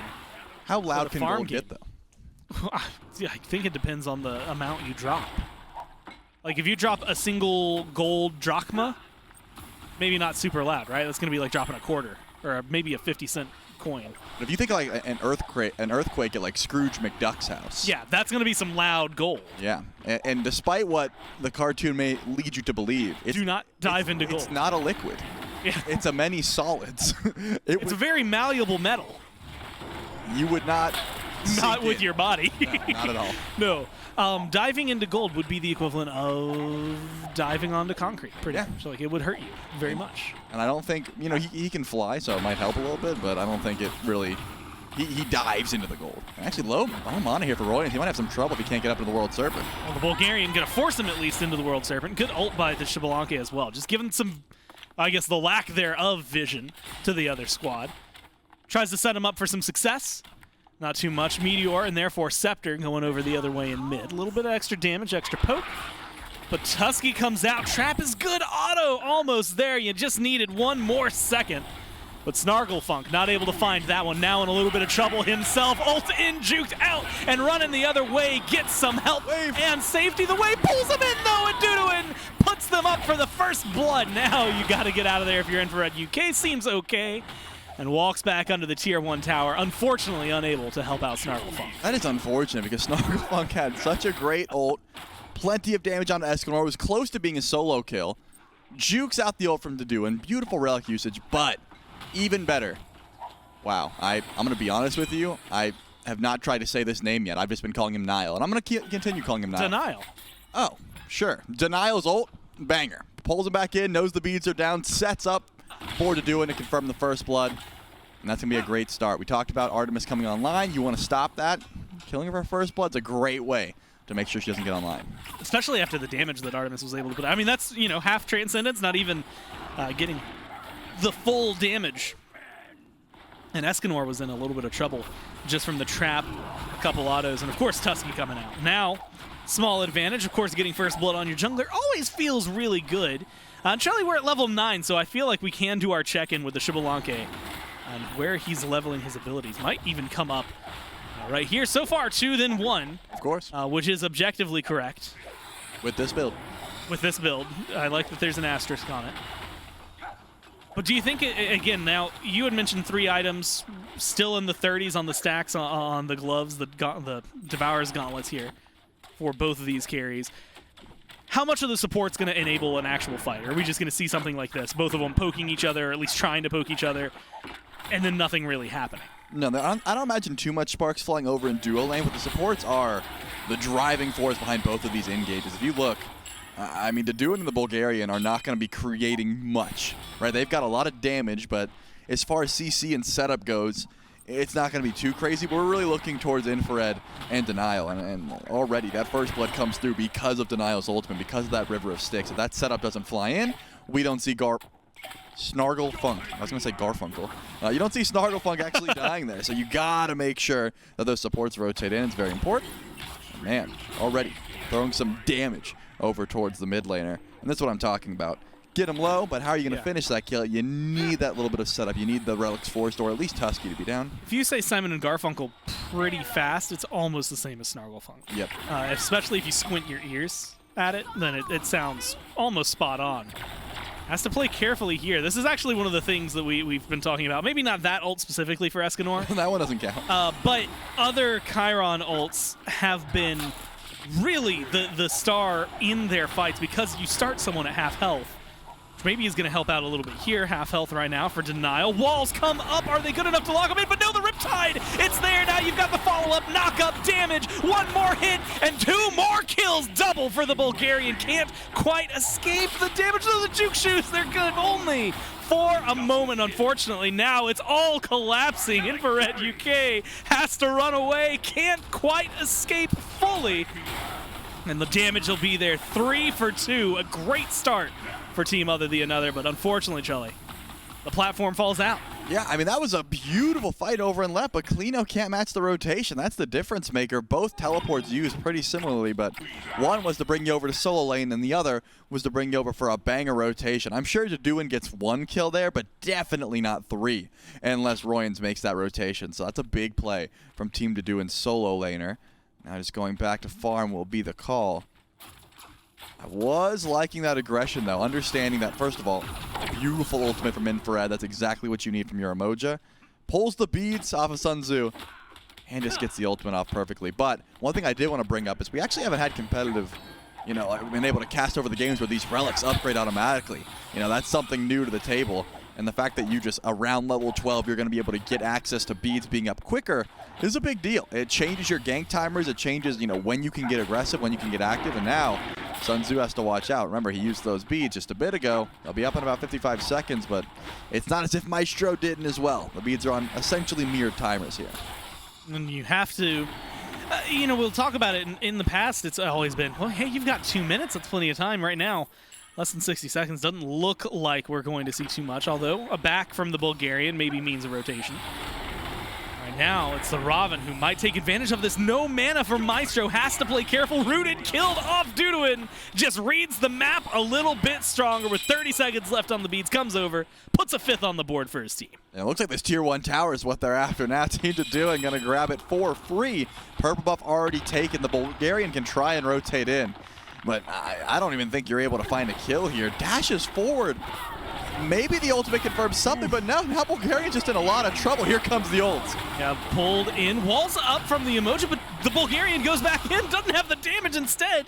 Taken down. Sun Tzu to stifle, showing that he knows the art of war and is helping find a kill. Good slow now from Escanor. And this is just the lockdown. Barely able to get out for Infrared UK. Tier 2 tower's not enough to save you today, though. Falls down. Enough time that Maestro's come back to lane after getting killed earlier. But there's not much the Xbalanque can provide. Yeah, this is getting rough now. I mean, Klino lost his tower over and right, hasn't been able to rotate out. 3-level differential there for Royans. You see the essential wipe over on the left side of the map. Everyone who shows up to duo lane just dies. Escanor also with that 3-level lead. And now Team Jaduin has essentially freedom across the map. Gold Fury seems pretty easy to try and grab, so I wouldn't be shocked if we saw a rotation over. And Royans did actually go for the Aegis at level 12, so now you've got that safety from Klino. The Execute not going to be too threatening over in right lane. If Royans is even sticking over that, just to be honest, I've seen this Yorm just about everywhere but solo lane recently. He's been hanging around mostly in duo, and it feels like when I start to see that, especially, we talk around maybe beacon fights, although we haven't had a fight over the beacon. They've just been happening organically over in duo. Maybe a Gold Fury in the future for the next rotation, especially with your carries starting to come online. Builds getting a step further beyond. Actually, it looks like they're starting it up now. You've got Hachi, Chiron, and Charon standing nearby. Not a soul going to notice this, and you can't even pull the Pyromancer because Royans is just controlling you. Over in right, goes into the ult, should have a couple knockups to be able to go for it, and with Duduin here, you might still be able to pull out a kill. Good knockup one more time at Snarglefunk, who's in danger. Gotta be careful right now if you're the Jormungandr, but he's gonna be just fine. As he goes down into the invase, and now it might actually be the chase. Duduin does not seem to want to slow down. 7-0-2 for the Raven. The Raven is not stopping anytime soon, and Pyromancer, why not go in for the grab? There is no one on this side of the map that could go in for a steal. Looking at the Bulgarian, he's just going to push down tier 1 and say, you know what, I'll take a Bastion or two because I cannot defend that objective. No way, no how. So Escanor and Denial should be able to pick this one up and get a Runic Bomb, but Bulgarian does actually go in, pulls the Aegis, and gets the kill. My goodness, Royans didn't think they would go in for the kill there, but they absolutely did. Bulgarian should be able to back as well. That's clean. Not bad for the team other another. They really needed a way back into this one. That's going to be a small pickup for them. They are still down, what, quick maths, 8,000 gold, which is going to cause a little bit of trouble. Will be worth mentioning. They are down right now without Klino. Unfortunately, with the restarts and the pauses they had earlier, they did use up all of their pauses. So that's why things are still going, if you're wondering in chat. As competitively, they just don't have a choice. And now they're going to have to figure out how to deal with it, especially because, Trelly, when we talk about it, especially, I mean, A, there's 4v5 conversations, but B, that execute being gone for a moment is going to cause a little bit of trouble for them. Especially in a fight like this. You've got 4 surrounding 3, or 3 on 3. Now Escanor in a little bit of trouble, goes up into the Centaurus. Shots good to start things off, and with the lockdown, the Aegis buys some time. The dash, okay, does not get him away. Way too close for comfort. Meanwhile, you lost Maestro in the process, so a 1-for-1 trade mid for carry. I mean, I'd be upset if I was Escanor, because it really did seem like the rest of the squad was like right there and could have helped him, but just no one came over. I mean, if you look, Denial had the Phantom Shell, had a horrific, could have helped him out of there, but was trying to make sure that Maestro goes down. But that's a level 14 03 Expo, well 02 in that instance. Thinking keeping Escanor alive would have been more value, but at this point they're just looking for blood, right? They want kills, and they were able to find 1 for 1, which will trade the other another will certainly take. This squad just needs some action. Bulgarian has been on the right side, just trying to cover solo lane, but using the dash, there's going to be some trouble. How long can you try and survive? Well, Bulgarian doing decent damage, but like you said, it's more a trial of survival. And one that you did not pass if you're the Bulgarian. I also want to ask about this build, because it feels like, A, it's been a while since I've seen Maman. But going into stacks early, having the Bancrofts, breastplate feels nice, but I feel like I've seen this build more on like a Zhang Kui than maybe a Maman. Yeah, this looks like a Sino build to me. However, this is what I've been seeing a lot from these magical junglers. Book of Thoth is just replacing Doom Orb in the magical jungle tree. Like, even if you're going Hebo or Ao Kuang, you're still looking towards that Book of Thoth. And Breastplate just synergizes so well. When you think about who you're going to be fighting on the opposition, you look towards Team Deduan. I see an 8-0 Robin. I see a Chiron that's going to be getting at least chunk damage on you no matter what. And I see the Hachiman as well. Yeah, the Breastplate's going to get value. Sun Tzu Disciple. I mean, maybe just textbook and beautiful, right? Dodges out Tusky, gets the kill, and is able to put them up now 2-1-2. Level 19. First level 20 goes to Deduan, though, which when you're 8-0-2 kind of makes a little bit of sense. 10,000 gold. It's only 18 minutes in this awkward spot where maybe they can't go for a Fire Giant just yet, but they will go and successfully get a kill in duo. And then unfortunately right there for Infrared, unable to find the pullback onto Escanor. Now maybe in a bad spot as you've got a rotation from the Jormungandr coming in, walls up, but they don't lock down enough. In fact, you're locked in there with them. The damage is good. The wave keeps them in, and Royans puts up a kill on the board. Chase is on Infrared. At this point, just struggling to stay alive. Damage is thrown out. Phoenix, not even enough to deter them, but Deduan start to do a little bit of cost-benefit analysis and recognize that diving the Phoenix maybe not the best thing. Instead, they'll fall back and go for an FG. Yeah, definitely the smart call here. 19-minute Fire Giant seemed to be the play. You got to do it. I was already split pushing left lane and grab the tier 2 tower anyway, so extra gold in your pocket.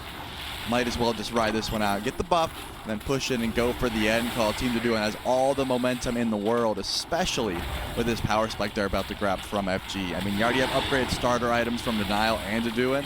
And I assume after this Fire Giant, a little bit of extra gold in hand, you should be able to go and get the upgrade from Sun Tzu and, of course, Escanor as well. And after that, it's just such a differential. I mean, Snarglefunk was going for some clear over and right, trying to get some farm, and got ganked by the enemy ADC, and it was not close. Like that was 0 relics used for Sun Tzu Disciple. He just has way more damage at the moment. Now defense. Trelly, it's all that Team Other Than Another can think about, because they don't really have much else in Maestro. Super far up, Deduan out for blood, 9-0-2, trying to make it double digits, will find a kill for the Raven. Now 4 level 20s. And Trelly looking at the 10-0 versus the 0-5. I'm willing to call that cyberbullying. I want to see this, though. Hold on. It looks like Snarglefunk and Bulgarian are going to 1v2. Let's see if they can kill Deduan. They should be able to. but he might be able to kill Snarglefunk first. Well, Snarglefunk drops pretty much the entire kit. Oh, I don't think they Cannot can get win. out of there. They didn't even take his health bar. He's got the shield fight. still. My man is clouded on him. He brought you to the circus, and you can't do anything about it. The damage, too good. Knock up finally there. No mana for Dodoon to get stuff done. The healing is going to be close, but he still gets it. My God. goodness. And he forces the F6. That's just how strong this Robin is. Yep, I mean, the bump was hit. He didn't even have mana. He did not even need it. That is an unfortunate one, but hey, I saw the writing on the wall. It didn't seem like a play that was going to be worthwhile to try and make, but you need a shutdown. And if you kill the, what was he, 8-0 at the time when he goes into left lane? If you kill the 8-0 Robin, would have been a nice boost to try and get back into the game. Unfortunately, then he goes up to like 11 or 12 by the very end, 12 and 0. Yeah, so it turns out to doing really good at the Robin, really good in the jungle. And even though it took, like 6 minutes plus pause time before we even started to see first blood, it was a can of worms that once opened just absolutely demolished team other than another. Now, what was a one-game advantage taken away, now it's just whoever wins one more, Trelly, is who gets to close things out and who gets to be first seed in Week 1 of the Smite Content Creator Cup. And then also moving into Week 2. Right? And then going into Week 2. Well, they'd be first seed going into Week 2. And then we'd figure out more points from there, see where they are in like Week 3. Right. Depending on where they are after that, they go to groups. After that, they go to LAN, assuming that they can do really well. It all starts right here when they go to Game 3, and that's going to be right after this quick break.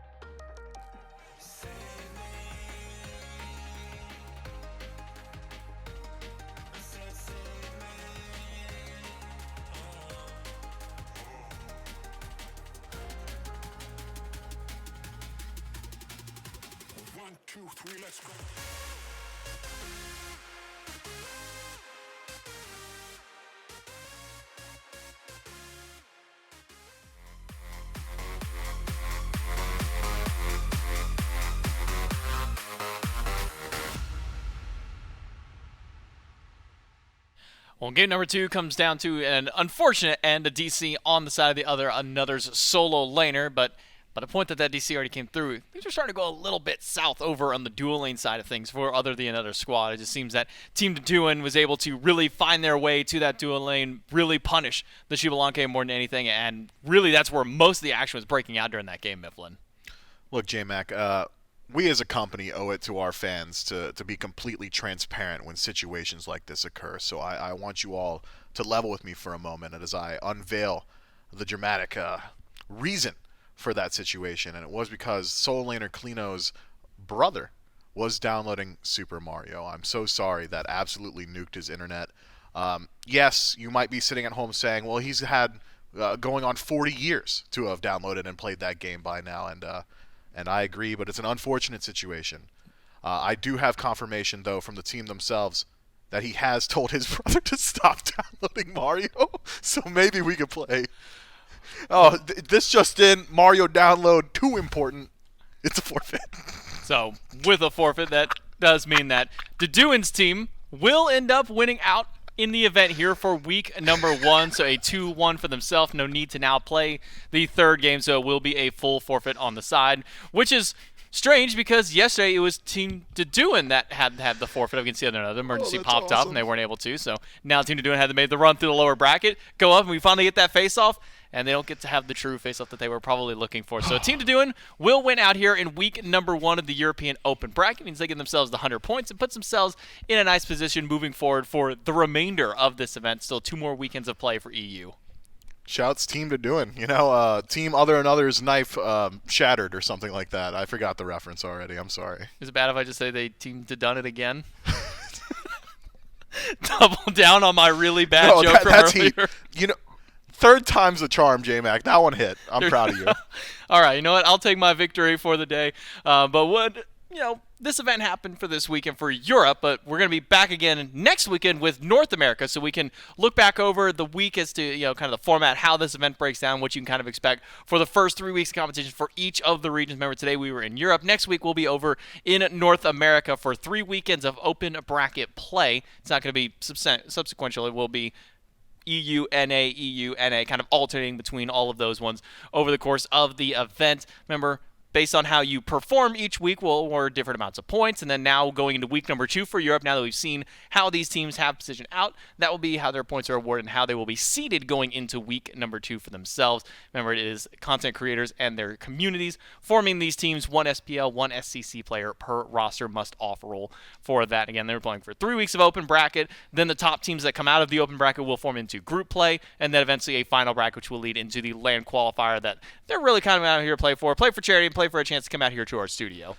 And that's something you want to do. There's a lot of really cool stuff in the office for good loot and goodies, I believe is the exact verbiage. I am always looting the office. Like, if there's something and it's not nailed down and I want it, it goes home with me. Well, that's all we've got for the European Open bracket here in week number 1, but make sure you tune in again next Saturday as we kick things off with North America. That's all that we have, so on behalf of myself, Myth, and all the casters and production behind the scenes, thank you for watching, and we'll see you next week for week number 1 of NA.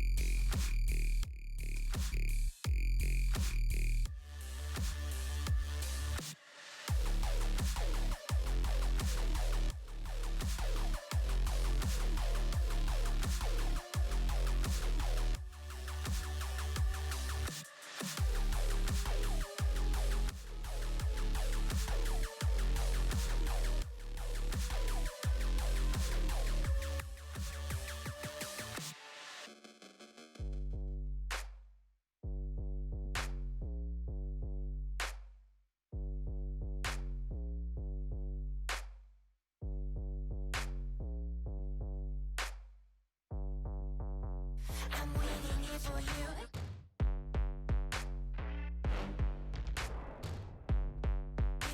I'm waiting here for you.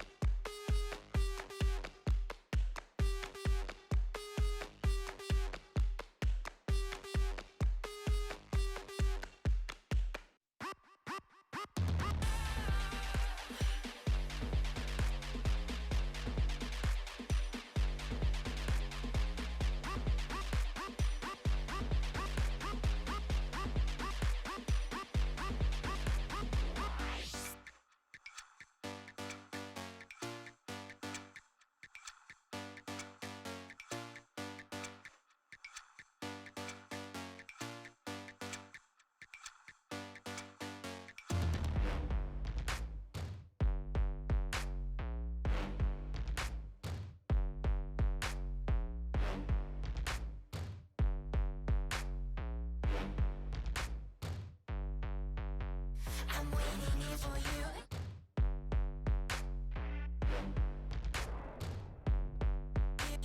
I'm waiting here for you.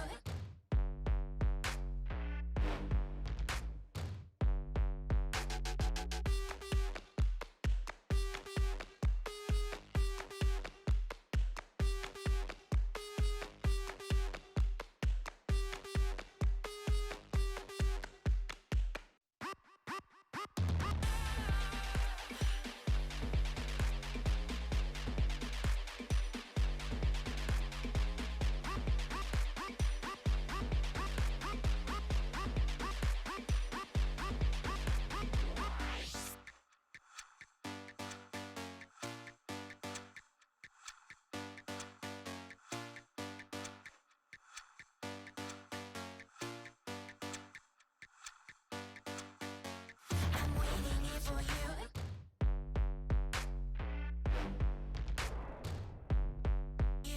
I'm waiting here for you.